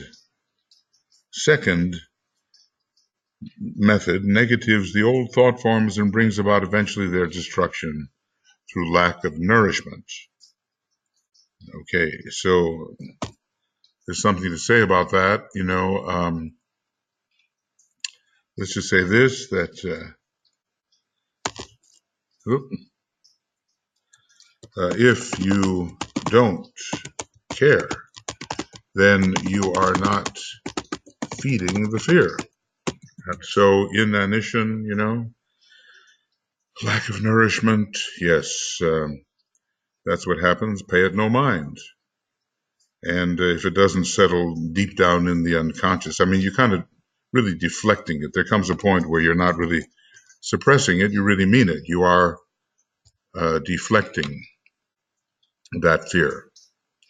So where the soul is controlling in the first case and no new fears can enter, and you develop that strength of character, which can deal with fears and prevents the new ones from arising. And you are, as a soul, really controlling your life and its situations. And the second way, don't care. Well, you can put up a brave face. The idea is really not to care. Not just to say you don't care, but really not to care. Okay. A dual process is therefore carried forward, producing a genuine manifestation of the qualities of the spiritual man and a growing freedom from the thraldom, imprisonment of age-old fear concepts. So this will work. We've been told in the beginning of the book, how to deal with the unpleasantness of fear through the use of various forms of light. And now, through soul culture, soul infusion, and through divine indifference, a dual process. What is it? Let's call it soul culture and divine indifference. Okay. These are the two methods offered here. The student finds himself becoming steadily detached from the prime governing instincts which have hitherto served to weld him into the general scheme of the elementary planetary life. What can we call it? He's called it by certain names, planetary entity, a material being, really, and on its own level, not very advanced, really involutionary, in fact. It might be valuable here to point out that all the major instincts have their roots in that particular quality of planetary life, fear reactions leading to activity of some kind. So the elementary planetary life. Okay, let's look at this.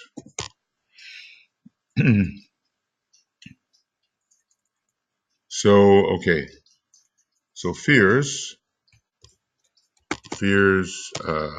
have their roots in the elementary planetary life. As you know, the psychologists list, do we know? 5 main and dominant instincts, okay? And we will briefly touch upon them. Every instinct, let's just say, every instinct is initially accompanied by a fear of some kind. All right. I think this is interesting, and it's something that I remember, thinking about long ago quite seriously. Indifference. Okay. The instinct of self-preservation. Well, which came first, the chicken or the egg here? Does an instinct have its root in a fear, or does a fear have its root in an instinct? Or is there some kind of reciprocity? Does an instinct have its roots in a fear, or a fear have its roots in an instinct? Here we seem to be saying that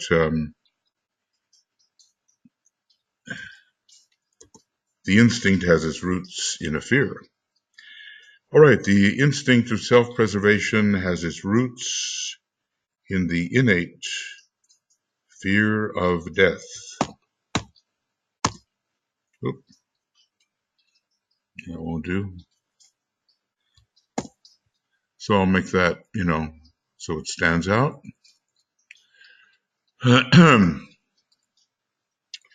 Through the presence of this fear, the race has fought its way to its present point of longevity and endurance. We might say under the instinct of self-preservation. The sciences which concern themselves with the preservation of life, the medical knowledge of the day, and the achievements of civilized comfort. We have heat in the winter, we have cooling in the summer, that kind of thing, have all grown out of this basic fear. Well, there's no question about it, he does say that the instinct, which is unconscious intelligence in action, grows out of an innate fear. Okay. All has tended to the persistence of the individual and to his preserved condition of being. Now just think how this goes now. People think of building themselves up bionically so they'll last forever, sort of replaceable parts which are mechanical and not subject to deterioration, or they can be replaced, and somehow their consciousness will be preserved in this bionic system. People freeze their bodies to be awakened later when the cure to their disease is existing. Of course, they wait till they die first. Then they leave instructions about the freezing of the body. Okay, well, this is really why the ageless wisdom is so needed, because it presents such a rational view of what happens to the vehicle and to the consciousness, and it avoids these mechanical distortions which are unaware of the soul and seem to discount any such idea as the existence of a soul, existence of an inner human being. We have to get beyond that. The consciousness, the sense of I-ness, is not the so-called epiphenomenon of matter. Okay.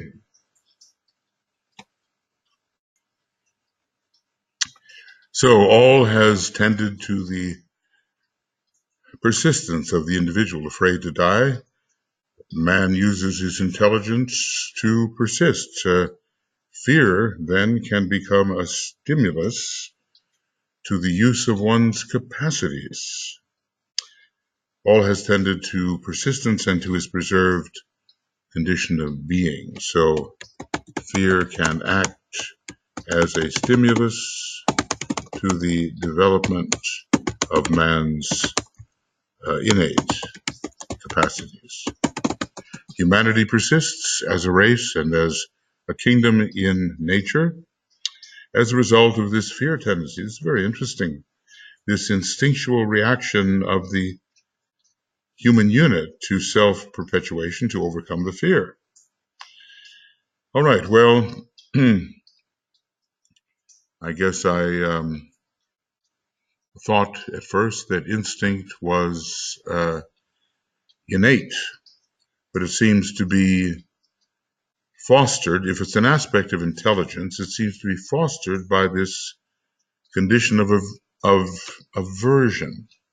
So the intelligence of instinct seems to be fostered by the condition of aversion or fear. All right, well, that's certainly one way to consider it. You kind of wonder as well, though, whether there are not certain instincts which are so innate that if they cannot be expressed, a fear arises in relation to them. I think that is probably also the case. All right, the next one. So we're saying that, for the time being, as we study it here, that the instinct is arising out of the fear. The instinct of sex has its main roots in the fear of separateness and isolation, and in a revolt against separative unity. Well, I'll just underline the first part of it, highlight the first part of it, and we'll just continue it.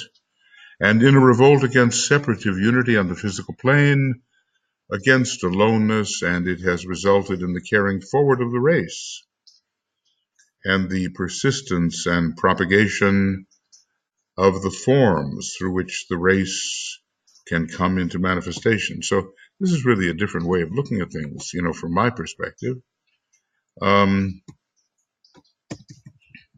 Basically, we have fear as a positive inducement. By itself, of course, it is a negative thing and is the great dweller on the threshold, and it sort of prevents man from making his final breakthroughs. Now, what about the animals? They have instinct.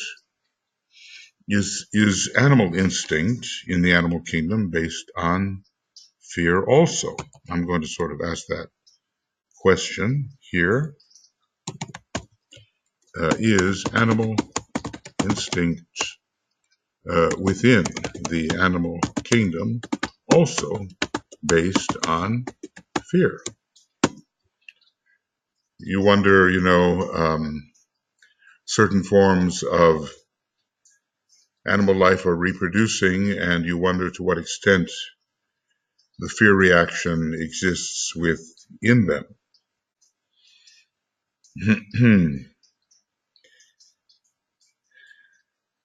Maybe it's, it is unconscious, and it's so innate, maybe on some level very rudimentary compared to the way it works in humanity, it can be said, yes, it is similar. So here's all this fear of separativeness, of aloneness, and so forth. But there is, in the plant kingdom, there is the sex life of the plant kingdom, the traveling from the male plant to the female plant and so forth. Can we say it's based on fear, or is the instinct innate? We might say, is the instinct innate? Now, the herd instinct is seen to have its roots in a similar reaction, and maybe we're talking about a similar fear here, for the sense of safety and for convinced, assured security based on numerical aggregations. Men have always sought their own kind and herded themselves together for defense and for economic stability. Well, there are flocks of birds, there are herds of cattle and horses. Maybe there are some animals which tend to be more independent and don't work in herds, but then maybe they work in families. There are prides of lions and so forth. Maybe the tiger is more solitary. Anyway, among the ungulates, we can see the herd instinct very strongly. There are schools of fishes, but all of these things must be very much working out at the unconscious level. Let me just say, do these arise from the greater being who is the life of a particular kingdom in a kingdom of nature? The being who informs humanity, the being who informs and of whom the animal kingdom is an expression, the Lord of a kingdom of nature, let us say. It's not so easy to see with great clarity here, but we do understand that when you're afraid of something, you may develop the means of overcoming that fear. Now, the fear has to be completely unconscious in the case. It has to be instinctual. It has to be instinctual fear in the animal kingdom, for most of them anyway. I'm not sure that crocodiles and alligators work together, but elephants do, and the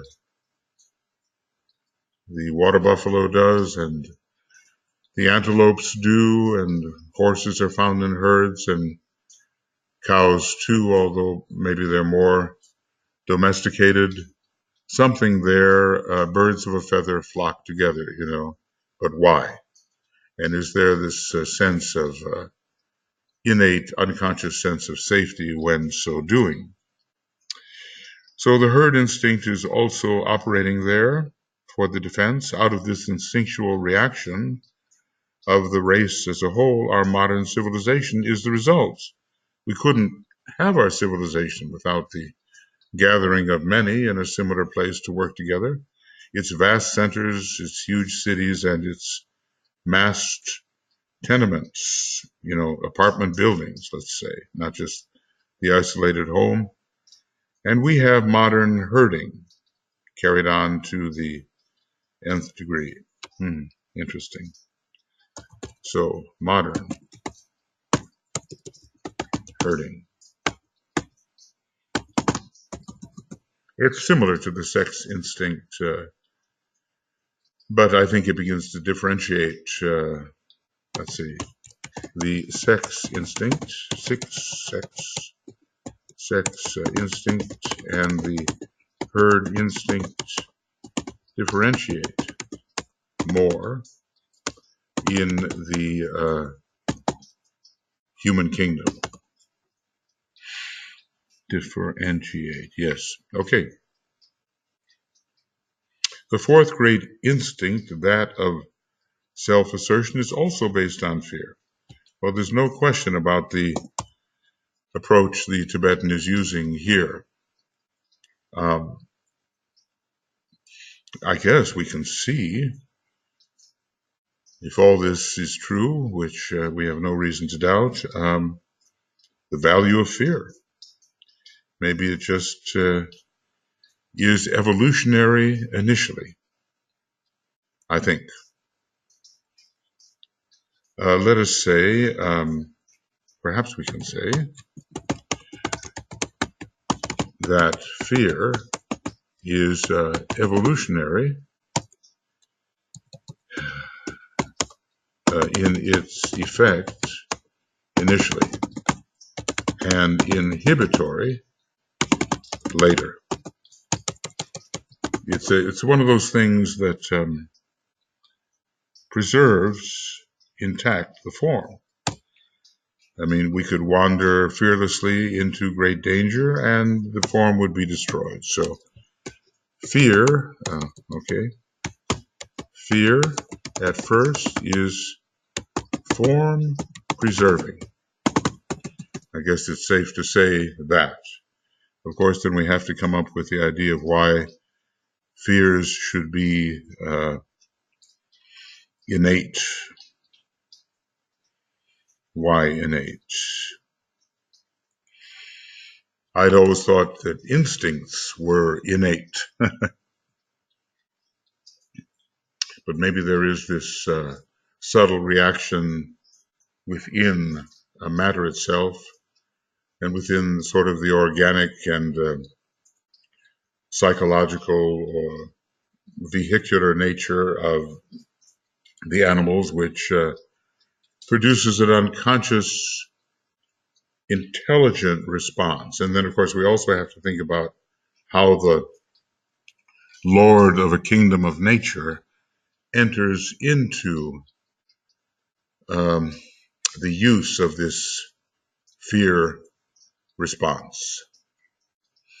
Anyway, one has to respect it in the early days.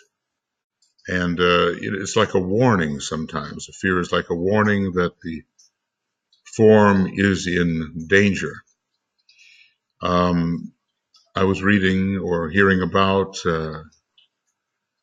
some of the tsunamis that have hit in the South Pacific, in the Pacific Ocean, and animals get this right away. They hear and they understand, and they leave en masse the area of danger. The elephants that were tethered, they uprooted their ties.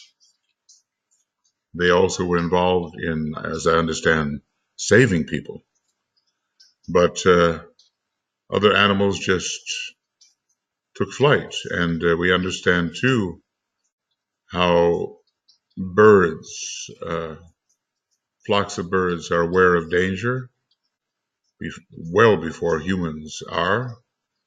You just look at all those little prairie dogs and how they sense something coming. Is it a fox? What is it? It's something that can dig them up. Is it an eagle that can swoop them away? There's some kind of antenna related to the fear. I want to call it the fear instinct. It's built in, isn't it? Well, let's call it the fear response, some kind of instinct which really does work to preserve the form. But later, when we're trying to extract ourselves from the form, then it becomes an inhibition, an obstacle, let us say. And, in the life of the aspirant or disciple these days, for people like ourselves, we're trying to be rid of fear. We know that the spirit will always survive no matter what scene it finds itself within and what's seen it has to change for another scene. The inner being remains forever unassailable, intact, unattackable, really. There's nothing else. It is the one thing that always has been. But that, of course, requires some mental realization and some unusual application of the consciousness in a more advanced way. So it's a very interesting subject, how fear can work on behalf of the manifestation of the being through form by preserving the form in dangerous situations. All right, is there one more? The fourth great instinct is that of self-assertion. It's also based on fear. Well, but the thing is, of course, I just want to say this, that fear, like instinct, has to be innate. Nobody is teaching the animal fear. Of course, sometimes the way the birds operate, it seems that they are of one mind. They change direction simultaneously. Herds run suddenly in the same direction. It's like there is that maybe a series of supervising entities that are aspects or emanations of the Lord of a kingdom, Lord of a kingdom of nature. So the interplay between that informing Lord and the behavior of any of the members of that kingdom, that has to be deciphered. And he's not spending a lot of time talking about that at the present time. So it connotes the fear of the individual that he will fail of recognition and thus lose much that would otherwise be his. Of course, it also involves attacking and grasping for oneself that which belongs to another, but it's to build up one's own sense of satisfaction and later one's ego. It has separated itself from actual need, perhaps. One does not only assert oneself to gain necessities. I'll put this in. One does not assert oneself only to gain the necessities of life, but to fulfill desires for many things or situations which are not necessities. So we hear about in Atlantis, how the desire nature was just absolutely overstimulated for things that were luxuries and had nothing to do with what was truly needed by the individuals who followed those desires. Okay, as time has progressed, the selfishness of the race has thus grown, its sense of acquisitiveness has developed, and the power to grasp has emerged, the will to power in some form or another. Here's Hitler ranting about Lebensraum. We Germans, we need room to live, because we're too cramped. We can justify taking over the living space of others because we need it, And, it's just amazing how people justify to themselves aggression. Now we go back to God, whoever God was at that time, or was it the being Jehovah, who's very Martian and warlike, apparently, that promised the Hebrew elders a promised land. So in their wanderings, they come to Canaan, and lo and behold, there's the promised land. God said, it's ours, and forget the people that live there. You just overrun them. You put them to the sword, says the Tibetan, in a very, very first-rate period, a very time of, of mercilessness. So they were all put to the sword because God, whatever God was, that voice, promised a promised land. So we justify running over others because we want to build up our own ego, or we just want to possess certain things. We want to be bigger and better and more powerful according to this will to power. So humanity has gotten more selfish. And there's emerged the will to power in some form or another until today we have the intense individualism and the positive sense of importance which have produced much of the modern economic and national troubles. You know, we might call it the motto, more for me, more for my country, which is for the dictator an extension of me. You know, it comes with, was it Louis the 14th, something like that, l'état c'est moi, I am the state is I am the state. It all gets centralized, you know, in the mind of the dictator. Hitler saying after the war was lost, Germany was not worthy of me. You know, megalomania comes in here, and a person can justify anything that he wants as a need. So we have, it goes on, we have fostered self-determination, self-assertion, self-interest until we are presented with a well-nigh insuperable problem. Well, the most human, the most human of all the signs is Leo. And it always seems to show up, showing up when the Black Lodge strikes. It always, I mean, you know, for Japan, it was the rising sun. On their flag, Italy was partially ruled by Leo. What are the other ones? France, yeah, definitely ruled by Leo. And for Germany, it was, well, Rome ruled by Leo, right? Mussolini being a Leo. For Germany, it was Aries, but something similar was going on there in that fire sign in which the sun is exalted. So there are very negative sides to this sign where you call it entitlement, and especially maybe if Taurus is joined with it, as in the case of Hitler. DK said how important Leo was in the chart of Hitler.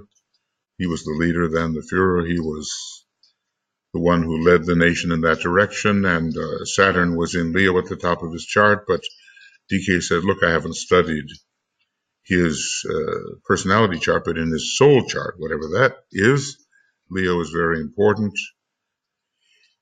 I forget about Berlin. I think Taurus is involved. I'm not sure. I don't think it's Leo that's involved. Sorry for those little bells, but it's just how things go at the moment. Let me just see if I can find that. It would be interesting. I know Taurus is involved in Berlin. There are 12. Well, Leo, personality ruler. Wow. Okay, we have it. So imperial Rome, you know, with the emperors, so very Leo, and lots of Aries in there as well. Under those fire signs, there can be much problem, and the Black Lodge uses those signs to stimulate self-assertion, which means trampling upon the rights of others. But it is the fear that we won't have what we want. First, we won't have what we need, and then we won't have what we want. So let's, maybe I can put that in. The following is based on the fear that we will not have what we need, and later what we want, whether or not necessary. And so it's a fear of the reduction of ego or self-image in the terminal stages. And that's why the Aquarius energy is so important now, even though there will be groups that are led by a centralizing Leo leader, but heights of service can be reached in both signs. It's the age of Aquarius Leo. We can't forget the Leo part, but it's what it boils down to satisfying our desires and magnifying our ego, lower ego. But out of it all, much good has come and will come, for no individual is of value until he realizes that value for himself, and then with definiteness sacrifices the acquired values for the good of the whole. So issues here, there are issues of self-worth, primitive at first and more sophisticated later. Now there's another fifth instinct here.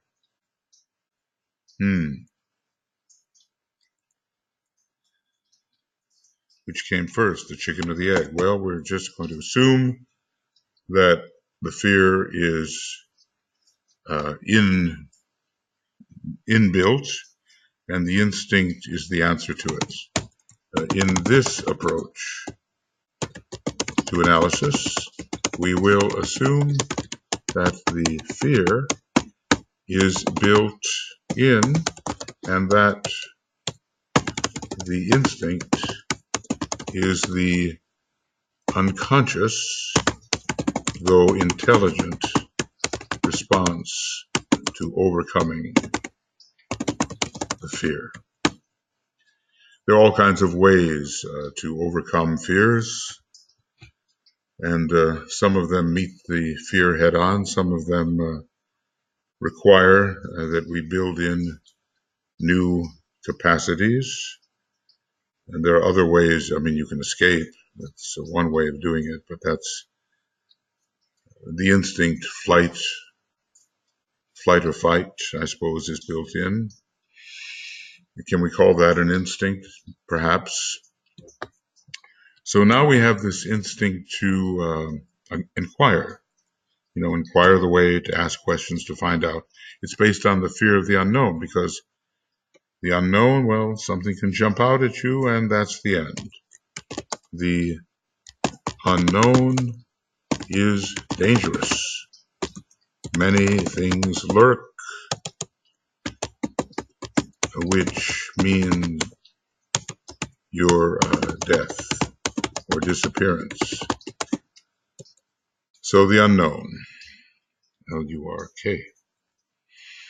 So out of this fear has emerged, as a result of age-long inquiry, our present educational and cultural systems and the entire structure of scientific investigation. So you can't help but think that in the scheme of things, the fear is really useful initially. Fear is seen as really useful in the scheme of things, especially at the beginning. You have to respect the fears, and I think when When one deviates from law, there is instinctual fear. When you go beyond the boundaries that will has set, the will, the purpose have set the laws, and the laws define the boundaries, and trespass beyond the boundaries, you're into the unknown, and you're into danger. So just think in your own life, what are your fears, and how do you meet them? Now, these days, of course, we may meet fears in a more conscious way. We can identify what the fear is, and they become more complex, but maybe they're all based, on these kinds of fears of aloneness, and what does it say, fear of death, of disappearance, of isolation, of vulnerability.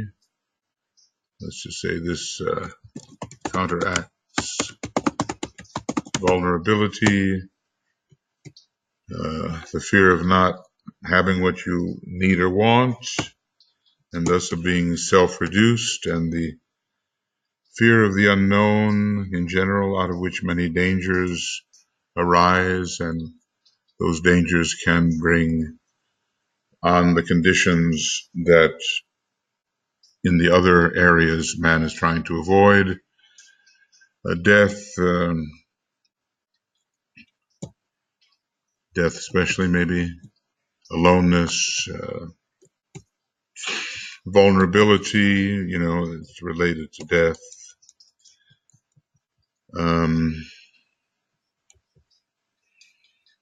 Not having, what you want, what you need or want, and hence the reduction of oneself within whatever context, fear of being less than you can be.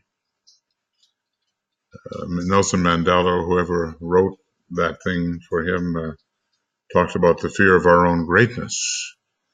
That may be true, and also there's the fear of our own littleness, and being demeaned and reduced, and in comparison, being made less.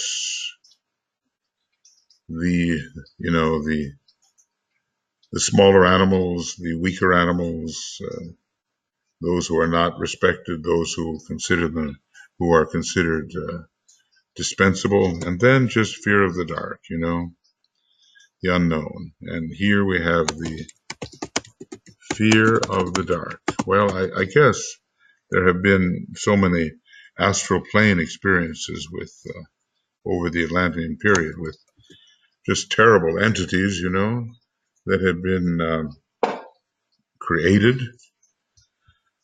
by the Black Lodge. I remember reading in the lives of Alcyone, the last 50 or so lives of Krishnamurti. DK maybe was not too impressed by the book, thinking it dealt only with the personality side, and maybe it mostly did, but there were astral entities in there that just were like monsters, and they lurk in the dark. And Krishnamurti once descended into the bowels of the earth, down, down, down into the caves, and saw other forms of evolution which were not meant to come in contact with humanity at all, but you kind of wonder how he dared go into the darkness of the caves. And when I thought about those Thailand boys who had wandered 4 kilometers into the darkness of the caves, and then were sealed off by the water, and had to stay there in the darkness with only the Buddhism of their leader to keep them, I suppose, sane and in control. Somehow that fear arose in me of the dark and what it might hide, of an unpleasant death. So those things are deeply in the subconscious, and DK says that subconscious, which can normally be quiet, can be whipped into the condition of a boiling pool by the right kinds of influences. So overcoming fear, now we're at that stage. These tendencies, so what do we have? What do we have? The instinct is self-preservation. We have the sex instinct. We have the herd instinct. We have the self-assertion instinct. I paused on that one. So when you pause, you got to watch out when you pause. It's like taking the word association test. Why do you forget? Why do you wait? Why do you pause? It has to be significant. And then the instinct to inquire. 5 major instincts. When you look at your pet cat, that cat has the instinct to inquire. We have 2 new cats here, and curiosity killed the cat, but the cat is really getting into a lot more stuff than the little Chihuahua dogs do. It's just a different ray, and it's working to find out what's in the environment. It's just built in. And the instinct to inquire in that way, you kind of wonder, is it based on a fear? I don't know. I wouldn't know how to look at that causally, but I do know they have the tendency to look into all manner of things. Or in our house, at least, curiosity has not yet killed the cat. Okay. These tendencies based on fear have, because man is divine, acted as a tremendous stimulation of his entire nature, and have carried him forward to his present point of wide comprehension and usefulness. These tendencies, and I guess what he's talking about here is instinctual tendencies, have really elevated man, because he's responded to the fears, and he's responded in a way which has elevated him. They have produced our modern civilization with all its defects and yet with all its indicated divinity. Out of these instincts carried forward into infinity, and out of the process of transmutation into their higher correspondences, and out of the process of their transmutation into their higher correspondences, the full flower, not rule, the full flower of soul expression will emerge. So DK is being positive here about the role that fears have taken in stimulating instinctual response. When we talk about instinct, we talk about, instinct is a form of unconscious intelligence, and based upon aversion, the desire to avoid certain unpleasant or even terrifying states. And this is a real prod that forces the man forward. Obstacles are possibilities, says Master Moria, and when you're in a very difficult situation full of fear, you have to have a means to deal with it. Maybe the 3 kinds of fears earlier encountered and discussed in this book, normal unpleasant fears, and fears which have a basis in the environment, and then fears of the Black Lodge. There's been evolved methods of dealing with them. These are conscious methods, of course. But I'm asking myself here whether the Lord of a kingdom somehow is evolving the instinctual methods, or evolving them which simply prod the members of the kingdom to act, but in an unconscious way. So I'm going to ask that here. Does a lord of a kingdom of nature, which has in it non-individualized members, evolve, or evolve, let's call it, evolve the means of response, which is translated to the members of that kingdom as instinctual, unconscious response, which is inherently intelligent because the Lord of the kingdom of nature is intelligent.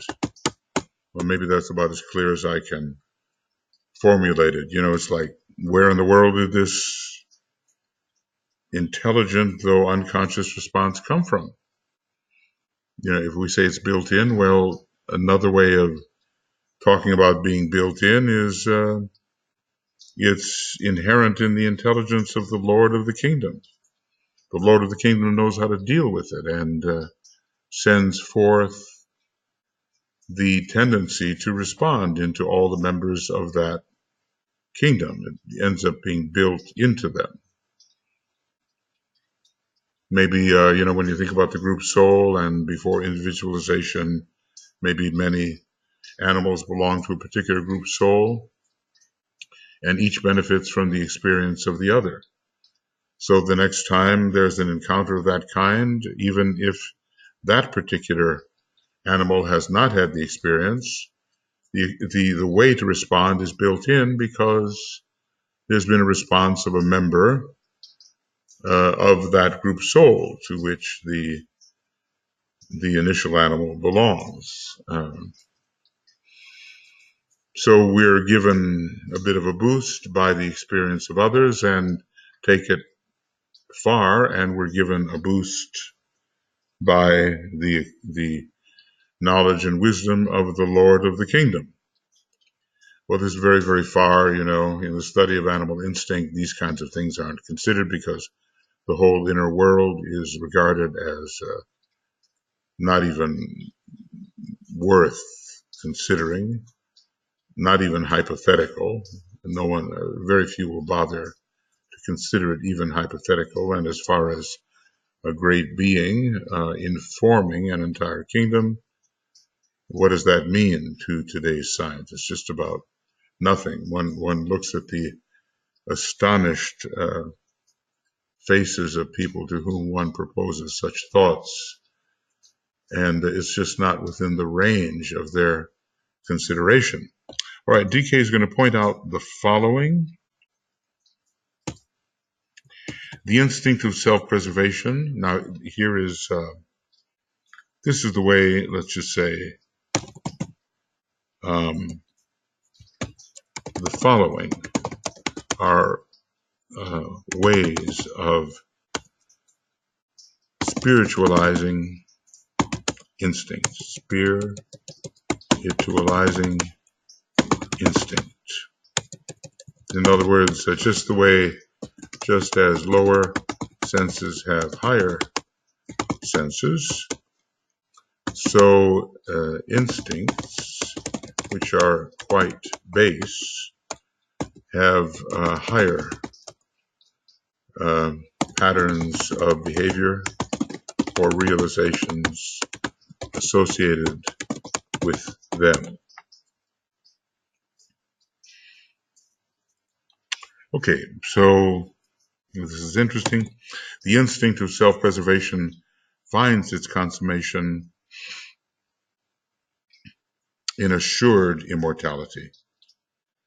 And of this, the work undertaken by the spiritualists and psychic investigators right down the ages is the mode of approach and the inevitable guarantee. There there is survival of the consciousness after the death of the physical body. So the consummation of the first instinct is an assured immortality. How many of us studying Master DK,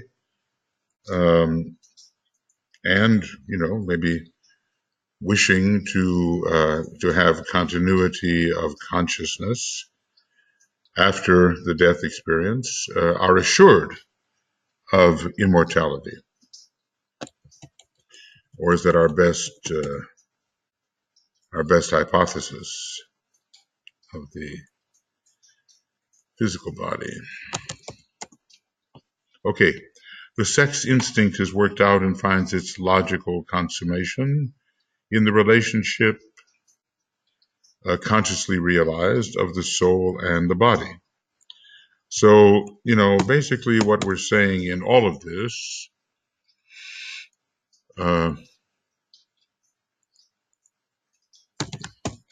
when dealing with the instinctual nature, the low becomes the high, eventually. Now we have to kind of wait for the change of kingdoms, don't we? In some of these things, we have to be entering into the fifth kingdom of nature, the kingdom of souls, before we're going to have that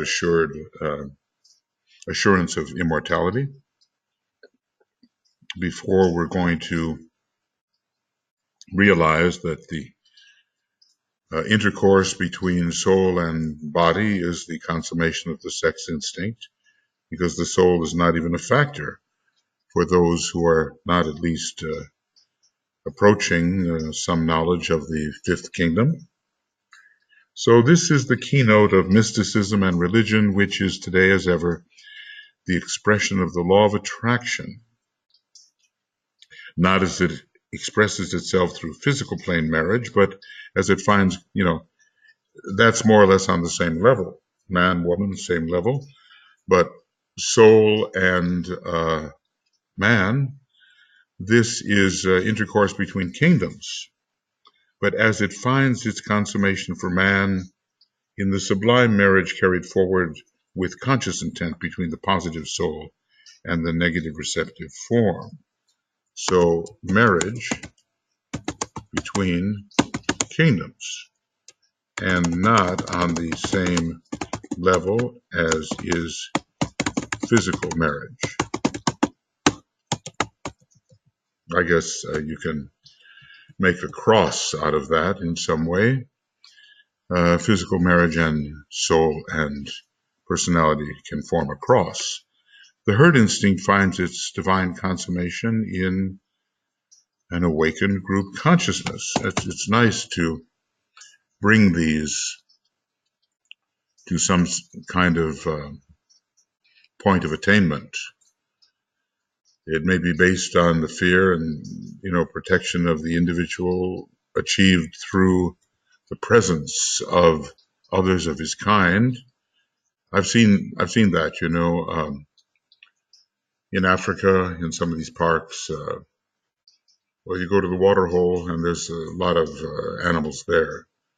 So the water buffalo gets a little bit close to the water and starts to drink, and the next thing you know, there's a crocodile that's latched onto him and is trying to pull him in.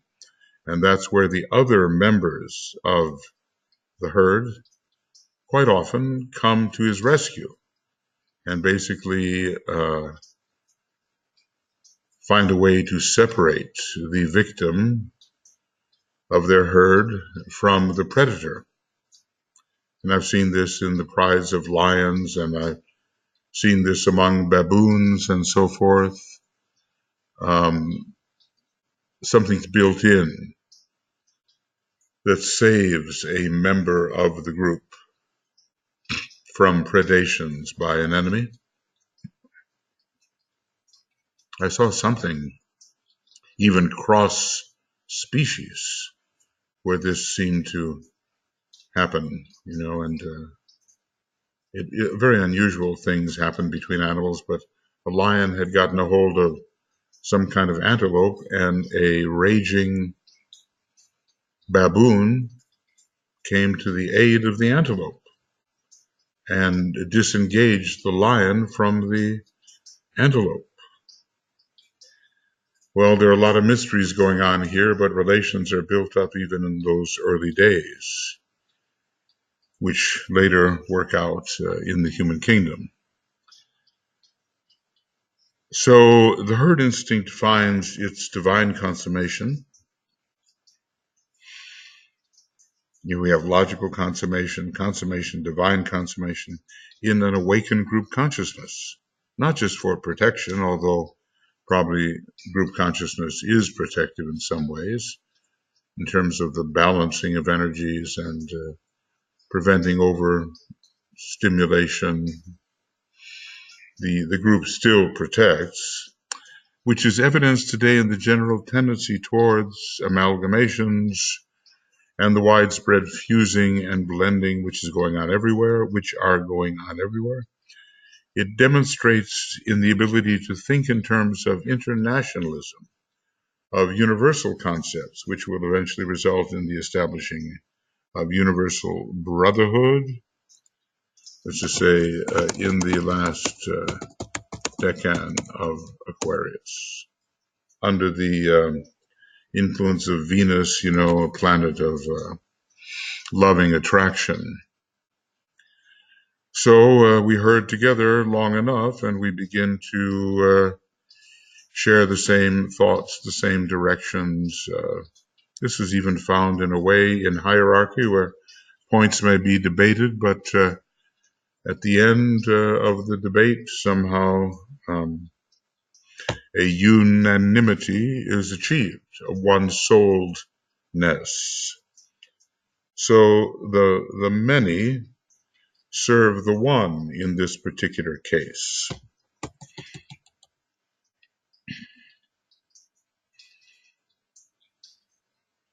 We have to see how these instincts are moving towards consummation in our life, that assured immortality, the following of the merging of the soul and the personality, which is the body here.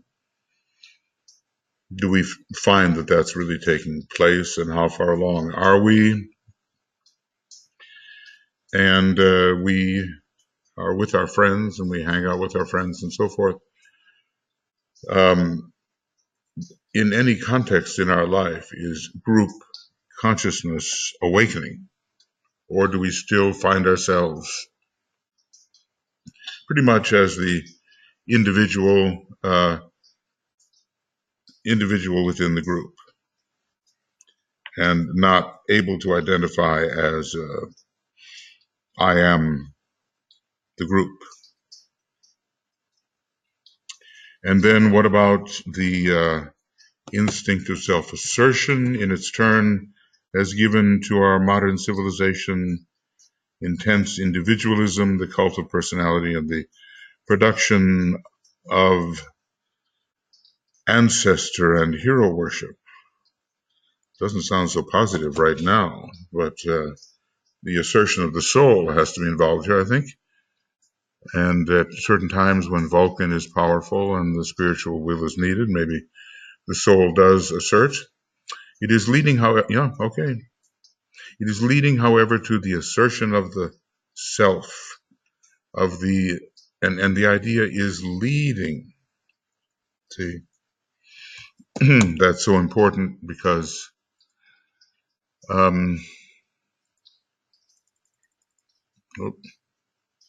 here I thought I could do that, but it didn't quite let me. Leading. So let's just say that and as a general principle, as a general GNL,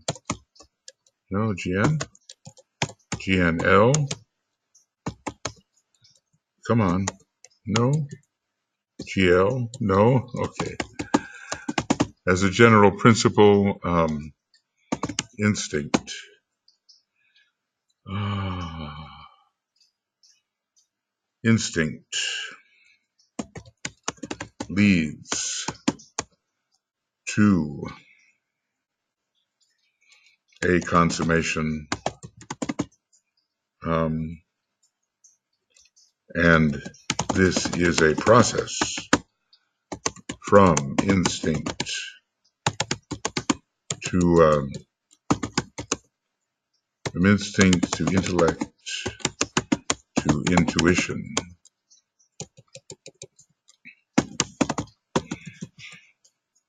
Yeah, there's a flow. This is all about intelligence coming into the light.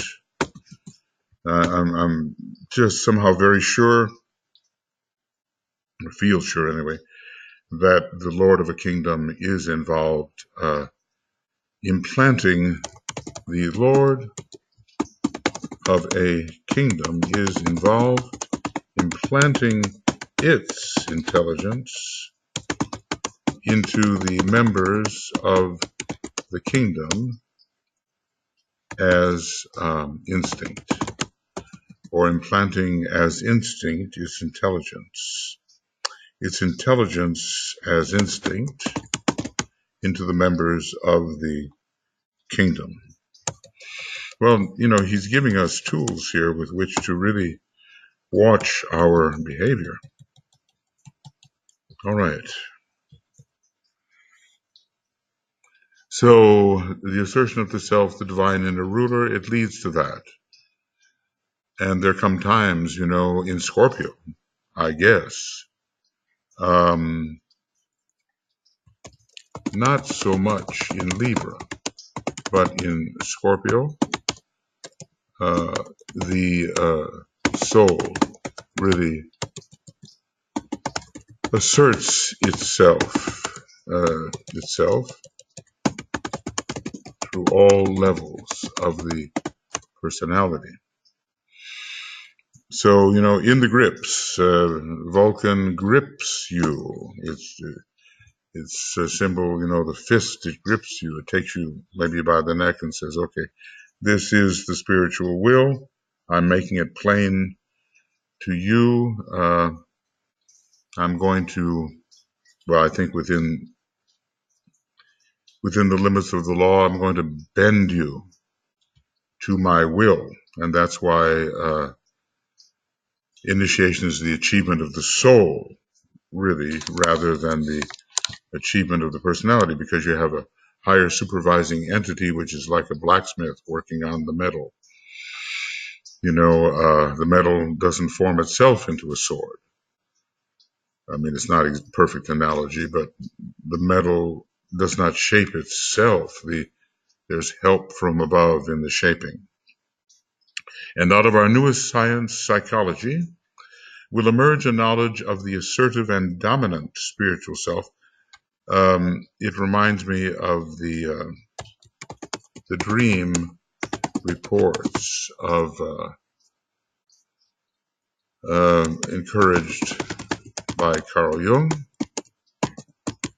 where we had the assertion of an integrating center, which we would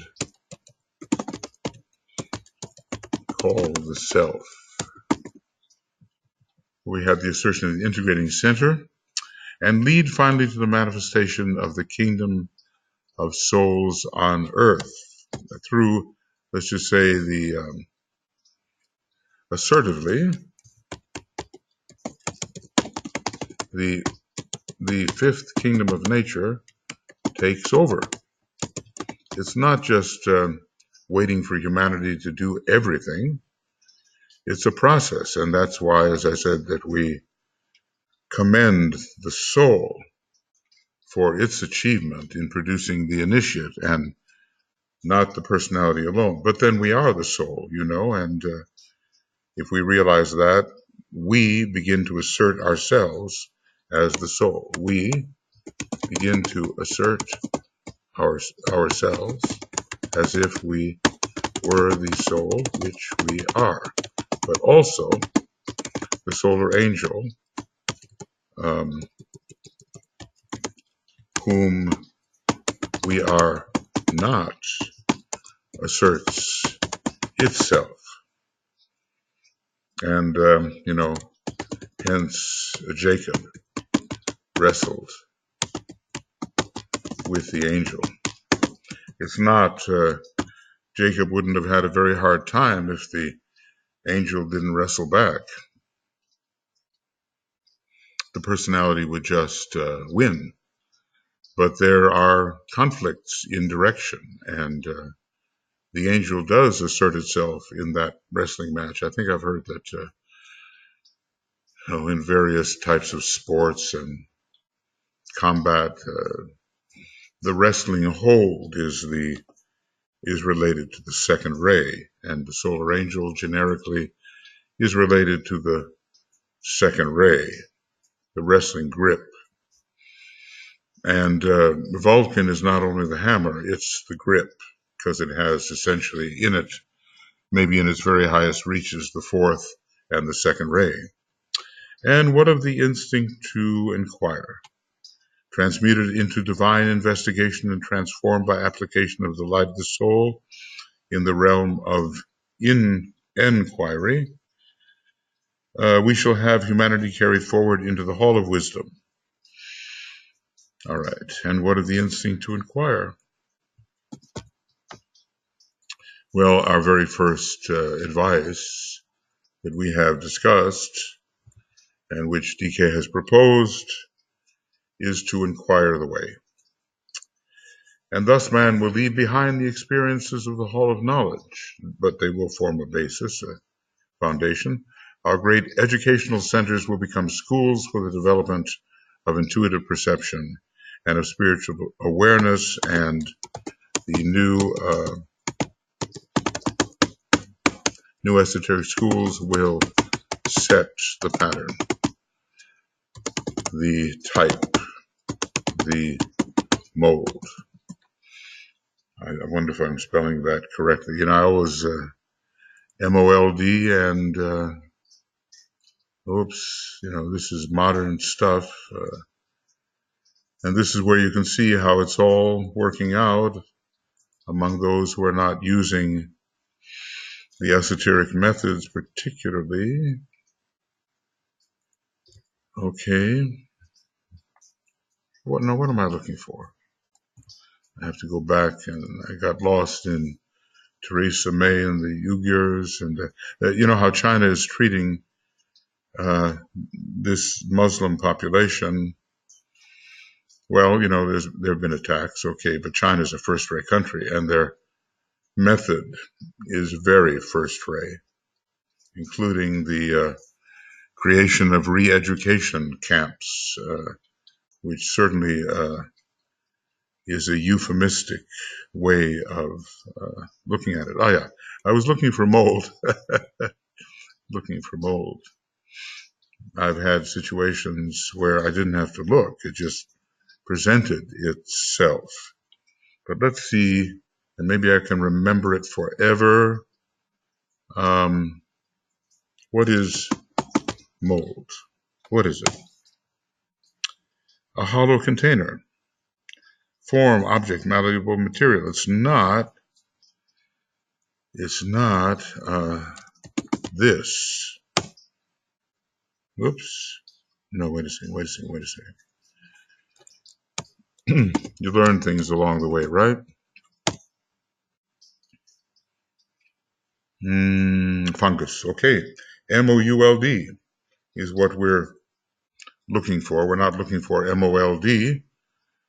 Okay. Well, have I settled that in my own mind? Is it forever settled? I wonder. So new esoteric schools will set the pattern, the type, the MOULD, the mold. And all of this, this will be these high schools or esoteric universities will be the result of the consummation of the of the instinct to inquire. All right. So the following table should be carefully studied. And, we've been pretty well summarizing this as we go along here. Self-preservation leads to the assurance of immortality, and the mode by which we can prove that is the spiritualistic research. There are various psychical research societies.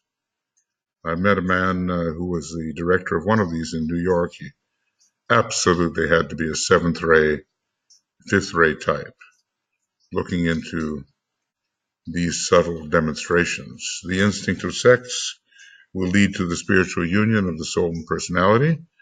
And mysticism is the way of approach, and it leads to at one-ment between soul and personality, right? Religion and mysticism are the methods of somehow rebinding the inner man to the outer man.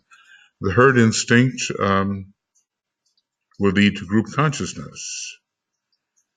And the mode, can brotherhood be considered a mode? The cultivation of brotherhood in the age of Venus, maybe partially in the age of Mercury, in two of the decans of the age of Aquarius. Cultivation of self-assertion, the assertion of the true self, the assertion of the soul, kind of a, Vulcanian grip. Got the personality in my grip, but I, the soul, have the personality in my grip. And of course, the solar angel is helping too. It's training that extension of the monad that is ourself. What is the mode of bringing self-assertion into the assertion of the self? Well, we have to understand the new esoteric psychology. Esoteric psychology.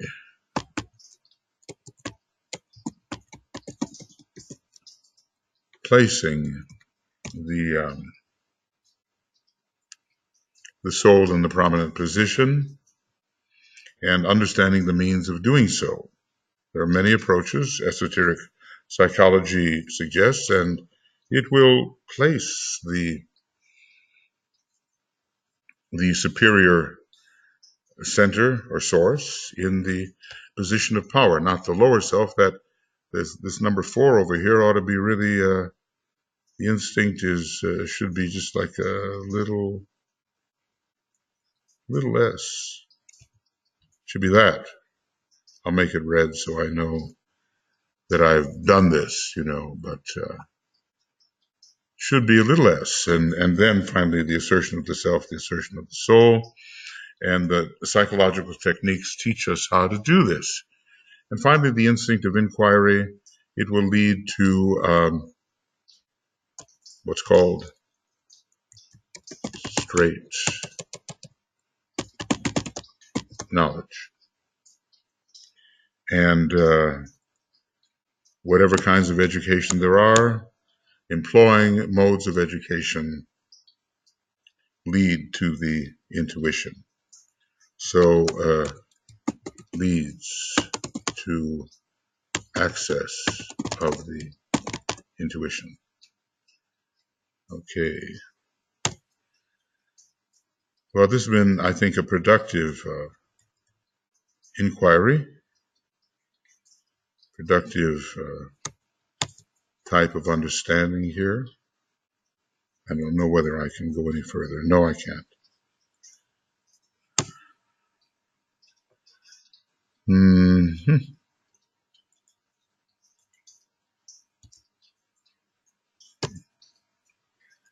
Well, all right. It's going to give me a little difficulty as I try to make this really happen.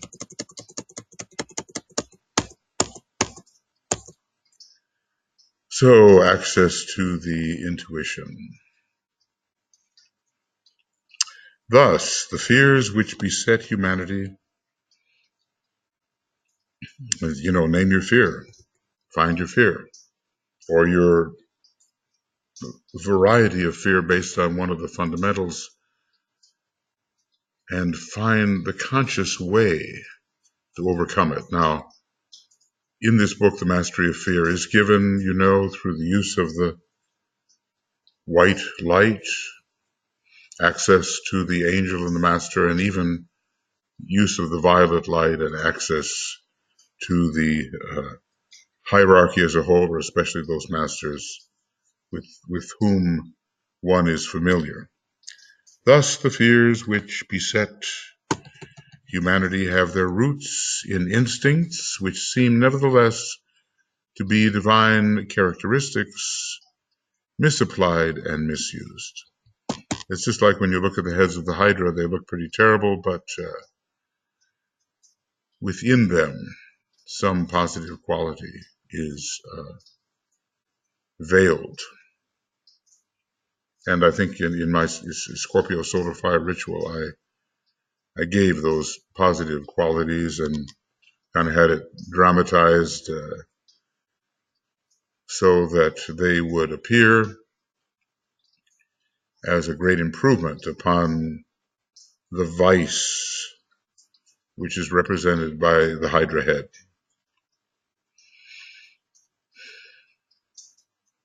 This is very practical, isn't it? Because I think, fear, hatred, ambition, the emotional heads, fear is paramount.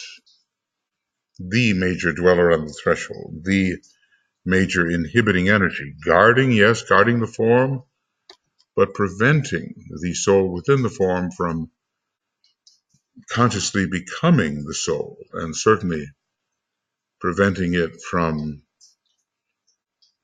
re-becoming in full consciousness the monad. So what works really well as a guardian at the beginning of the process is later inhibitory. And we can't just rely upon animal instinct. Maybe it still exists within us, and we know kind of what to do. Something's built in. Maybe we know we should not jump off a cliff, and cats and dogs seem to know that too. But more is expected of us, and we have to, in a conscious way, meet whatever fear we have. We are being told where it leads, the positive quality, the positive state to which a fear an instinct can lead, as it is moving towards a consummation, because which one of us wouldn't want to have conscious immortality and spiritual union and enone-ment and true group consciousness where we identify as a group and assertion of the real self, not just the personal self, eventually the assertion of the monad, and an assured intuition, straight knowledge, pure reason. All of these are very desirable consummations toward which the fear has started a process taken up by the instinct and maybe somewhat guided by the Lord of the Kingdom, all this leading to a high state of achievement for the man. So these fears, when they are rightly understood and used and transmuted by the knowing soul, they produce awareness and are the source of growth and that which conveys to the dormant soul in time and space the needed impulse, impetus, and urge to progress which have carried the man forward from the caveman stage and the prehistoric cycle through the long period of history, and can be trusted today to carry him forward with increasing rapidity as he now arrives at intellectual comprehension and can apply himself to the problem of progress in full awareness. Now that's quite a synthetic sentence, isn't it? So the fears, now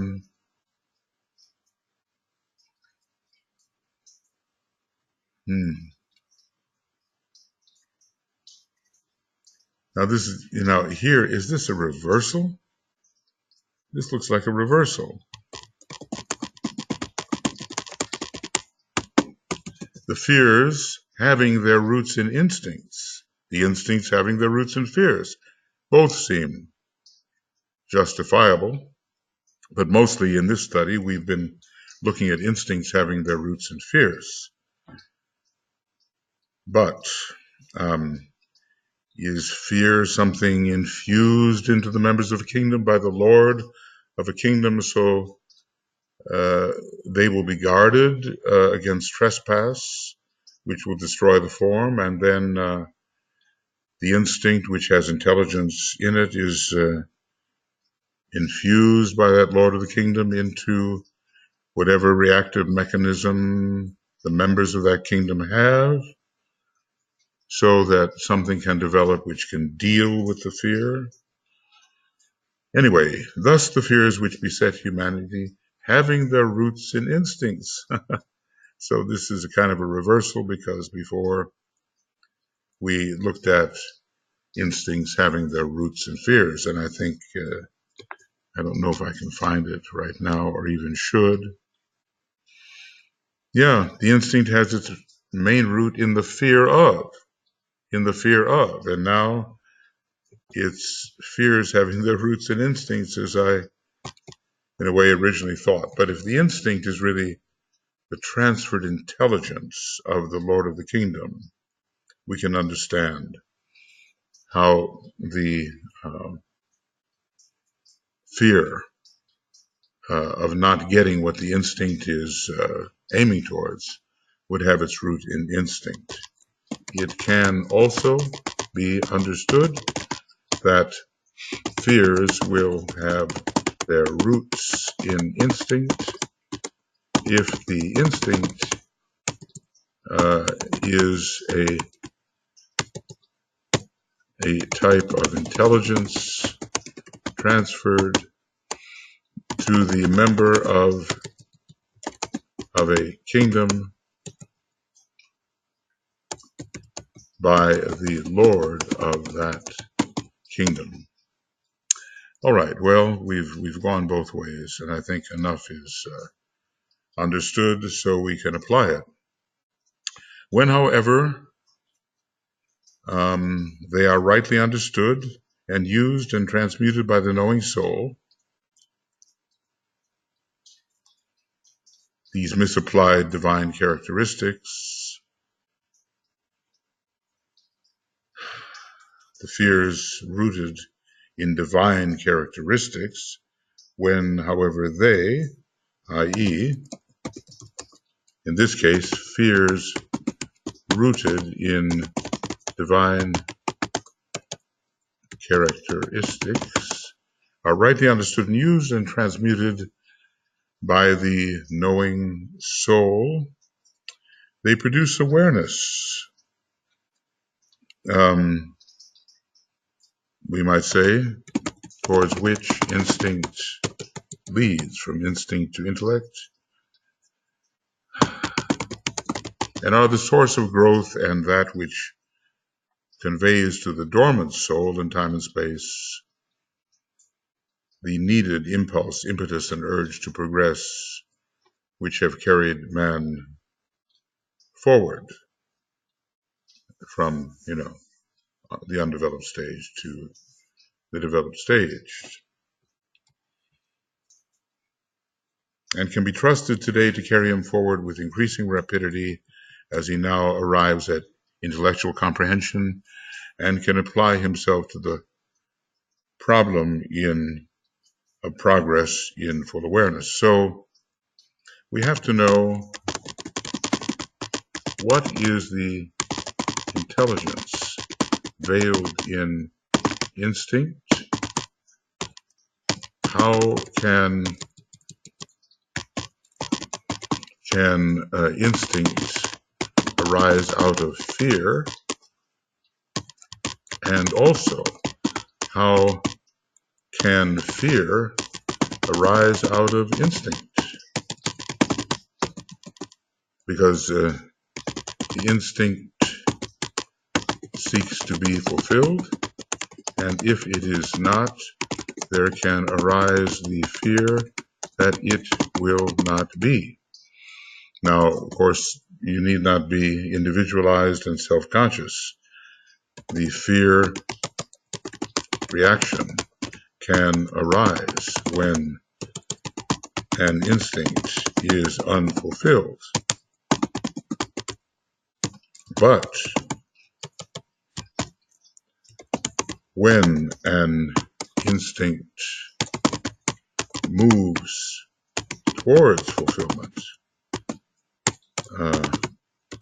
then a new and far more spiritual state can be experienced in the consummation of that movement. Well, I guess we've thought all around the subject here, really. Students need to realize more deeply that the whole process is a divine one, and that evil, so-called, is but an illusion and an inherent part of duality, giving place in time and out of time, to a divine unity.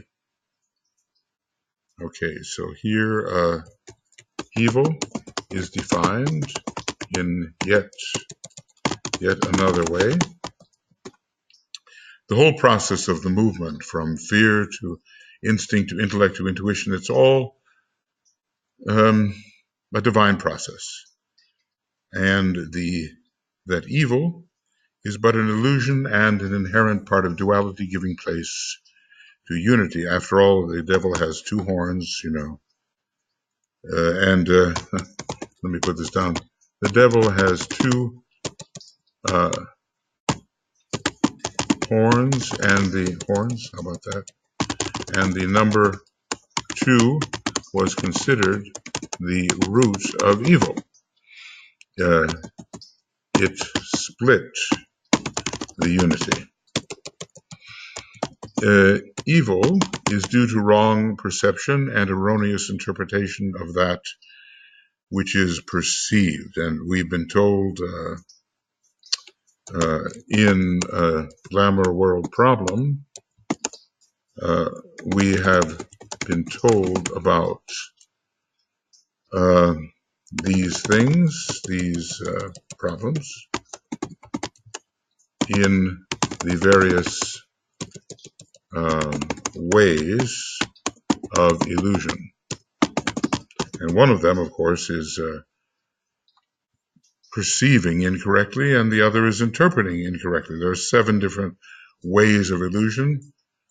2 of the ways of illusion are here listed. Incorrect perception of an idea or higher energy, and also incorrect mental interpretation of a descending idea or higher energy. The achievement of true vision,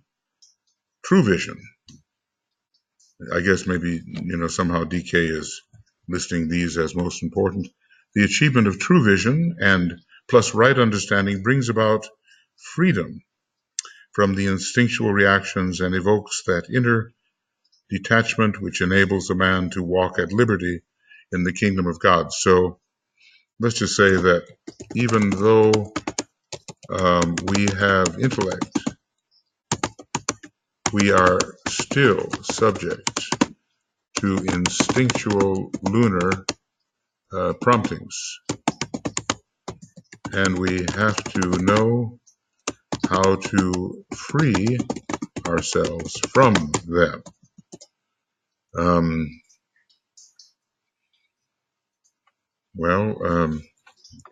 What's the very first one here? Right. Well, through, there are undesirable ways of reacting here. We have to free ourselves from the fears and free ourselves from the early instinctual response as well. So we have to free ourselves from the fears listed and from the instincts arising out of the fears, making those instincts into intelligent methods of achieving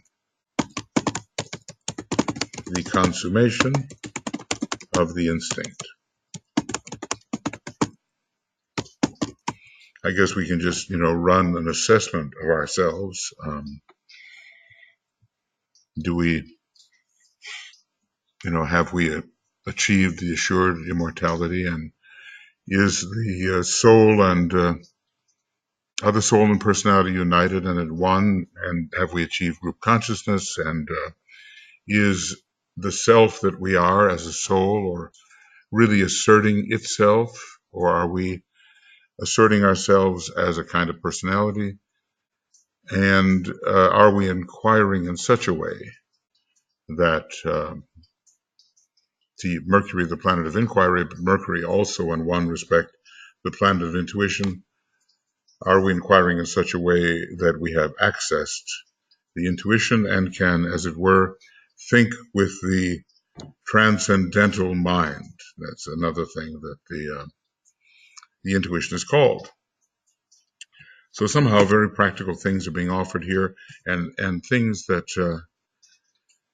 states which allow us to assess ourselves.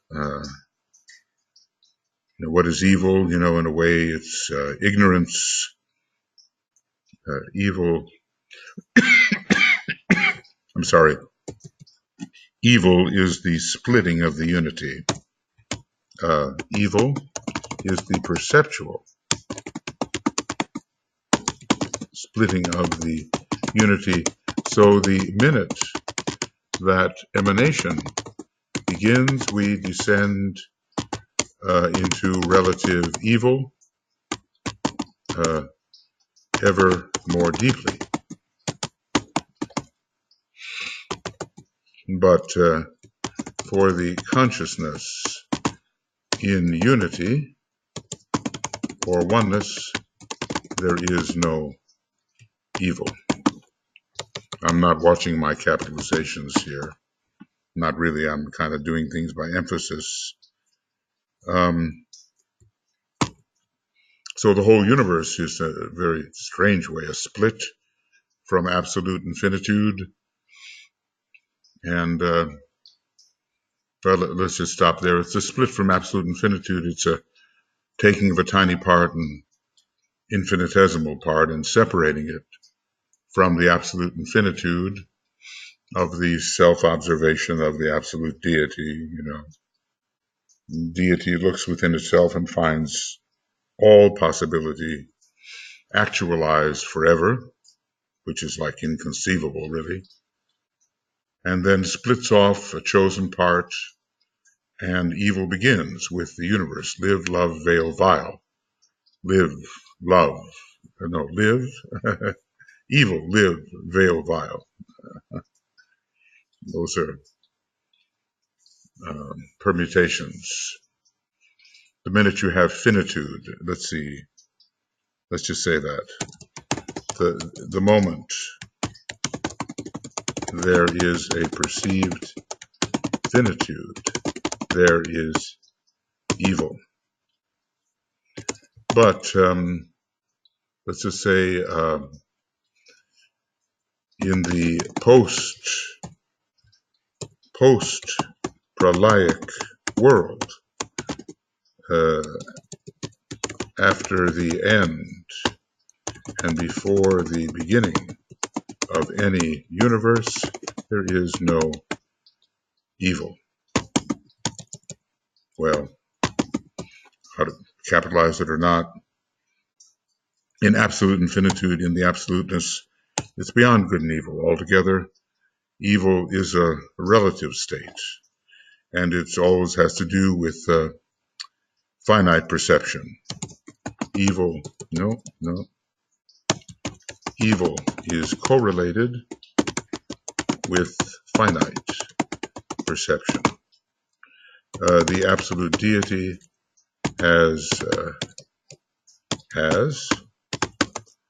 infinite self-perception and thus no evil. Should it be capitalized or not? Well, just italicize it. But if there was a splitting or an incapability, you might say, in a way, evil is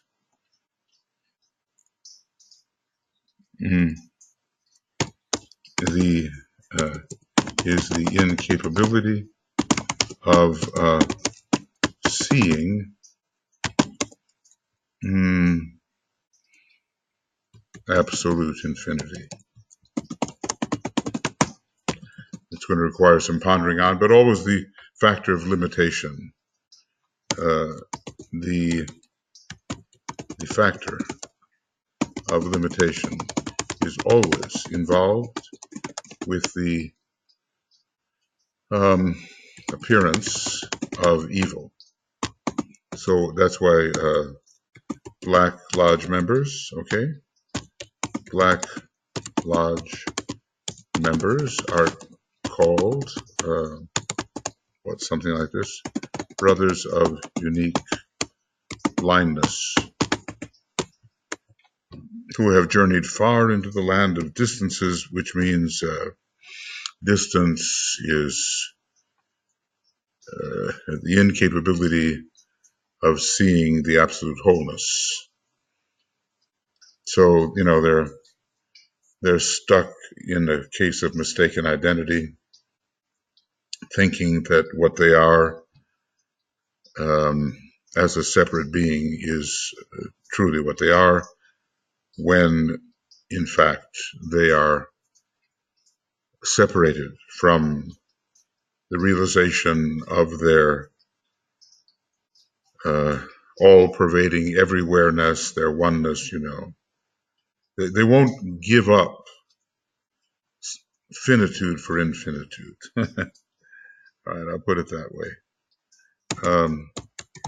The members of the Black Lodge will not give up finitude for infinitude. I mean, that's a new thought for me, but they're so concrete in a way that they have to remain what they appear to be, a separate entity. And the minute you step into infinitude, or let's just say in the perception of infinitude, in the self-perception of infinitude, of absolute, infinitude, no separation is essentially possible. And even more so, and more convincingly so, in absoluteness itself. Okay, well, but he started saying, what are the two fears which, I went off on a tangent there, about evil and good, or about finitude and infinitude, but I think maybe the most important thing that was said there is that the members of the Black Lodge will not give up infinitude, and I want to say for absolute infinitude. They're determined to remain partial and are making a great mistake thereby. And maybe we've all done it. There's been lots of universes, and Always there has been mistaken self-perception at a certain stage. Now, of course, they have to come around eventually because they are the one being too. So there'll be no question about that. And infinitesimally, we have experienced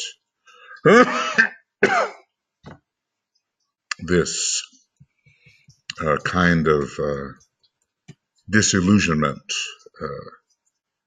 where we hang out with number and refuse to go into no number. Members of the Black Lodge will not move in their perception from number to no number. These are different ways of considering their error. Of course, they are a huge menace to the fulfillment of what is intended in any Mahamaya, in any universe. But that's maybe that's an ongoing situation, and every universe probably has its partialities. And if you just insist on remaining partial instead of merging with all, as all, then you are relatively evil. Evil ones, evil ones insist on remaining partial and shun the absolute wholeness. They think somehow they can preserve their identity when, well, Perlaya will just eat them up, you know? Anyway, it's a big mistake in self-perception. Okay, but now, getting back to something that is of real interest, practically speaking, what are the two fears with which the aspirant has peculiar concern? What of the fear of public opinion and fear of failure? These are two potent factors in the life of service and hinder many. Now, I was fear of failure, yes, he discussed that, and public opinion is one, but there's another one, I'm forgetting what it is, but certainly the fear of failure is major, and of course, what other people may say of one, the reputation in which one's lower ego is held, is a fear. What can one say? You say, they say, what do they say? Let them say. Those who are beginning to work in cooperation with the plan and are learning the significance of service are prone to fear that what they do will be criticized or misjudged or fall a victim to the reverse idea that what they do will not be sufficiently liked, appreciated, or understood. They demand liking and praise. They gauge success by numbers and by response. They dislike to have their motives impugned and misjudged and rush violently into explanation. They are unhappy if their methods, the personnel of their group, and the way in which their service is rendered come under the tongues of criticism. I'm going to underline the whole thing, right? Really? The false objectives of numbers, of power, and of a formulated doctrine control them. Unless what they do measures up to the standards or conforms to the technique of the group of minds which surrounds them or appeals the most to them, they are unhappy and consequently frequently change their plans, alter their viewpoint, and lower their standard until it conforms to the immediate mass psychology or their chosen counselors. So, the fear of public opinion, fear of criticism, fear of being misjudged, Well, when you're misjudged, you're criticized, somehow you are separated off.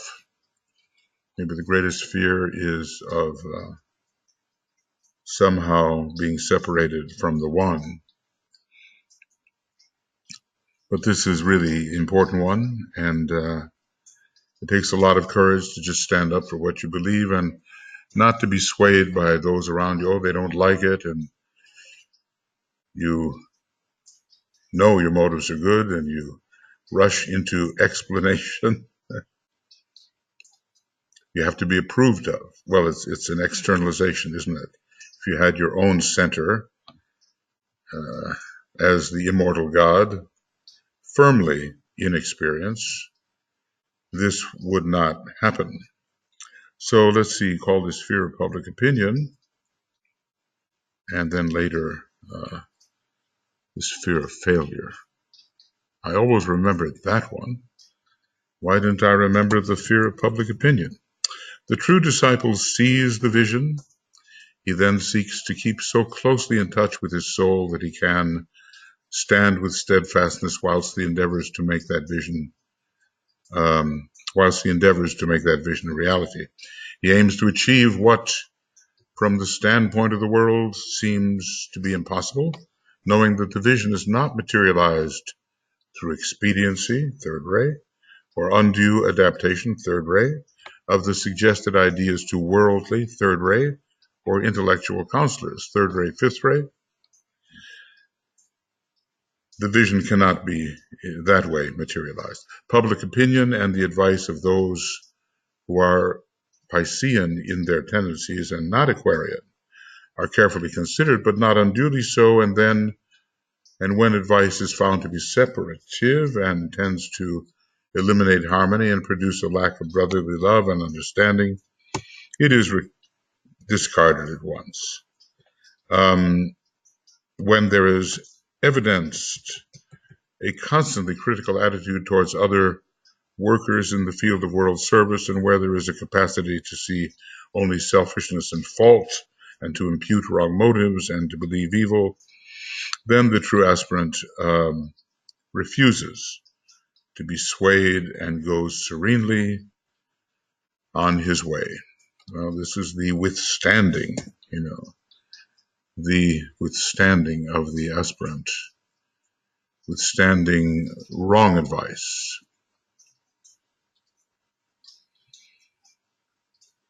So it's not, I'm putting sort of the third ray color here. It's not adapting to all of these suggestions to create a false and temporary harmony with a lesser value system.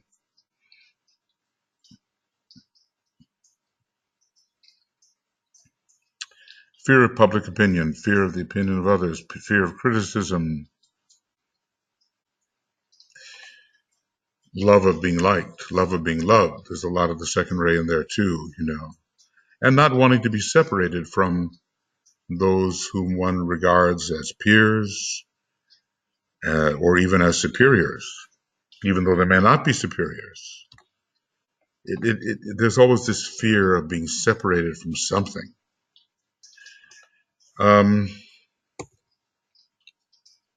Maybe there's not too much more really to say about that. He doesn't want to come under the tongue of criticism. Well, tread the path of occultism and you will come under the tongue, inevitably under the tongue of criticism. No way to avoid it. Judging by numbers and all that, not what's right. To what will you conform? The dictates of your own inner soul and what the hierarchy suggests, or will you conform to the groups around you and their somewhat lowered evaluations of what is the correct thing to do? In the coming cycle, I emphatically tell you that the true work will be carried forward, the work of spiritually welding the world into a synthesis and the production of a recognized brotherhood of souls. Well, that's a beautiful work.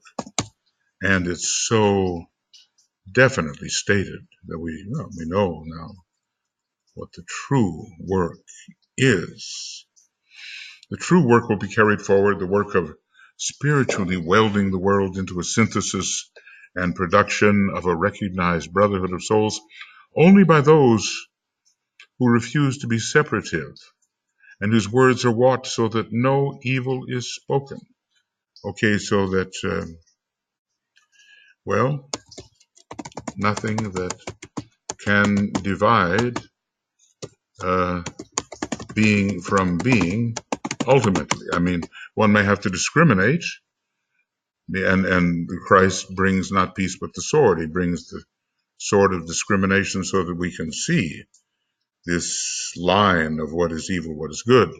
And Master Moria tells us it's a very sinuous line, and it's so sinuous and so maybe interwoven at times that the masters refrain from destroying evil because they might destroy us as well, or destroy their disciples, because the relationship between good and evil can be so close. Well, anyway, no evil can be spoken.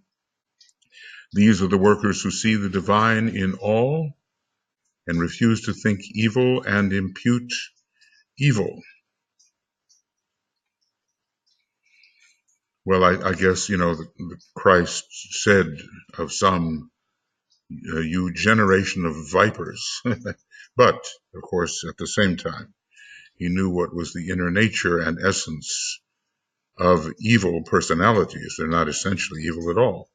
They work with sealed lips. They deal not with their brother's affairs, nor reveal that which concerns them.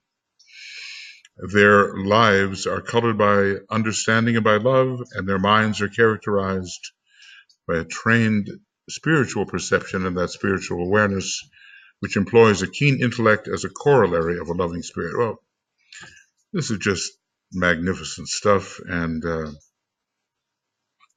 wonderful book, a wonderful book, and such sage and sound advice, right? Amazingly sage and sound, and I think difficult to achieve. I know if I measure myself against this, I'm going to come up short. I know that. And maybe many of us would.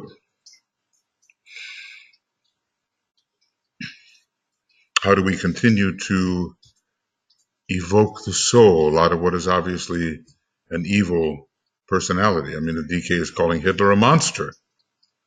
How do you deal with that? How do you evoke the soul out of that, except by a very deep knowledge of what every personality really is? The externalization of a soul with positive qualities, which is an externalization of an aspect of the planetary logos, a monad.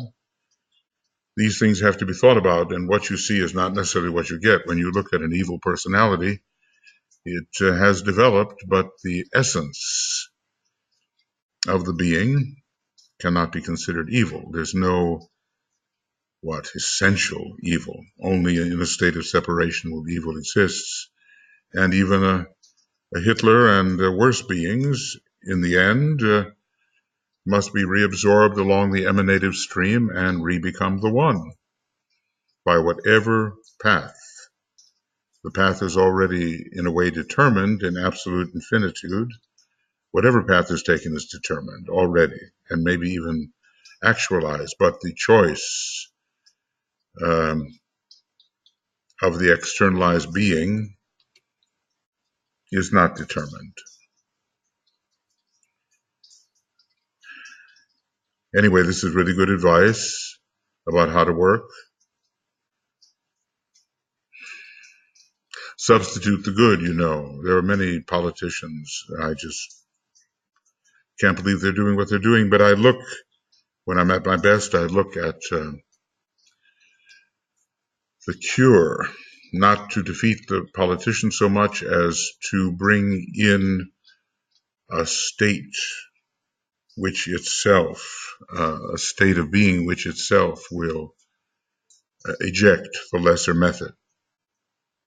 That's what can be done, perhaps. You know, if I think of one who presides and is doing a really good job of splitting up the country, I think instead of Abraham Lincoln, who preserved the Union, great second-ray monad, second-ray personality, first-ray soul, I believe, I think of that and how that power will overcome the divider. It's just, I think, the best way to work. Anyway, loving understanding is coming in here, trained spiritual perception, keen intellect as a corollary of a loving spirit, wonderful. May I repeat, in other words, this theme, for its importance is vital and the effect of the work of these instruments on the world is immense. DK is making sure we really get this. These men and women whose mission it is to inaugurate the new age have learned the secret of silence. They are animated ceaselessly by a spirit of inclusive love. Their tongues lead them not astray into the field of ordinary criticism, maybe into the field of constructive analysis of that which will not serve the plan, and they permit no condemnation of others. They are animated by the spirit of protection. To them will be committed the work of fostering the life of the new age. I'm just, at this stage of the game, amazed at what is being said and how well it's being said. You know, when you take some time away from a book and then you come back and you realize that many of these threads of thought have been running through your mind for a long time. I hope you know that when it reaches 2009, something doesn't shut off. That could be a real problem, because it's not quite 2009. So I'm having the feeling, okay, I'm going to just finish this quickly and then cut it off, because this new Windows 10 could come in and undo all this work. To those who have not yet reached this point of evolution and whose vision is not so clear, nor their nature so disciplined, there remains the important work on a lower level of working with their kind. Their attributes and qualities bring to them those who resemble them. They do not work in such loneliness, and their work is more outwardly successful, though not always so.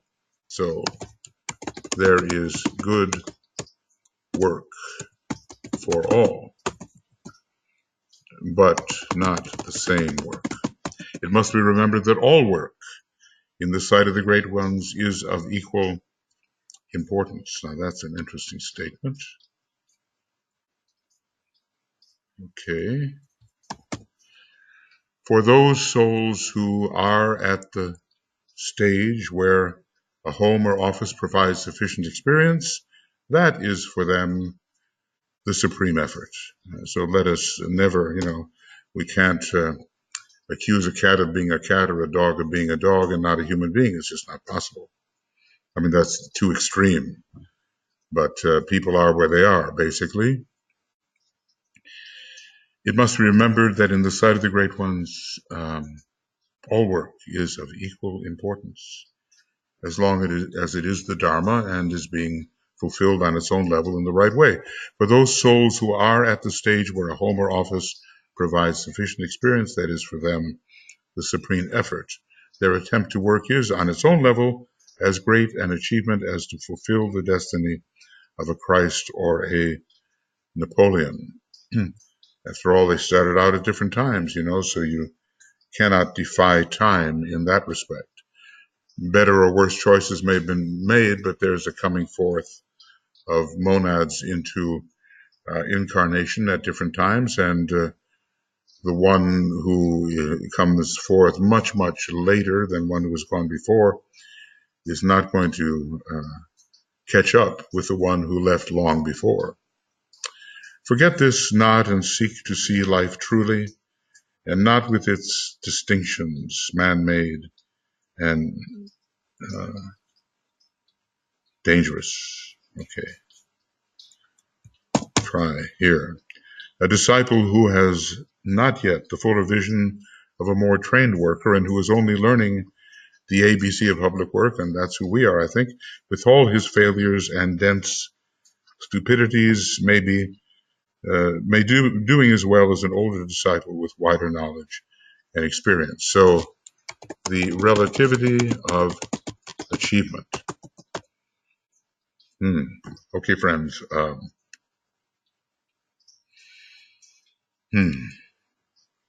Excellent chapter. We're on 632, and this has been going on a long time. And I have no idea how long is this program. None at all. I just want to make sure it doesn't get eaten up by my computer's desire to install a new version of Windows 10. So I'm protecting here and rushing forward to protect. Oh, okay, and coincidentally have reached a new section, so it's a good place. So here we have 618 to 632, and it's rule 15.3. I don't know how long it is. I'm not even going to say. This is the end of part 13 and beginning of number 14, 15.4, and we're from 632 to whatever. Okay, friends, this is the very last section. I don't want to keep myself up all night here, but maybe I'd like to finish this if possible and prepare for a little trip to the United States. Okay, such practical advice. Amazing, amazing. If we could just take one of those paragraphs and really live it and live that life of loving understanding, which basically does not separate. I'll just put that down. Live the life of loving understanding, which does not separate being from being. There may be evil personalities, DK even says so, but behind it all is the essence. And while we have to deal with that personality, maybe even as an enemy, so that the divine plan is not thwarted, after all, Master Mora used to ask his counselor to bring him his enemies list, the list to see whether some worthy name might not be added.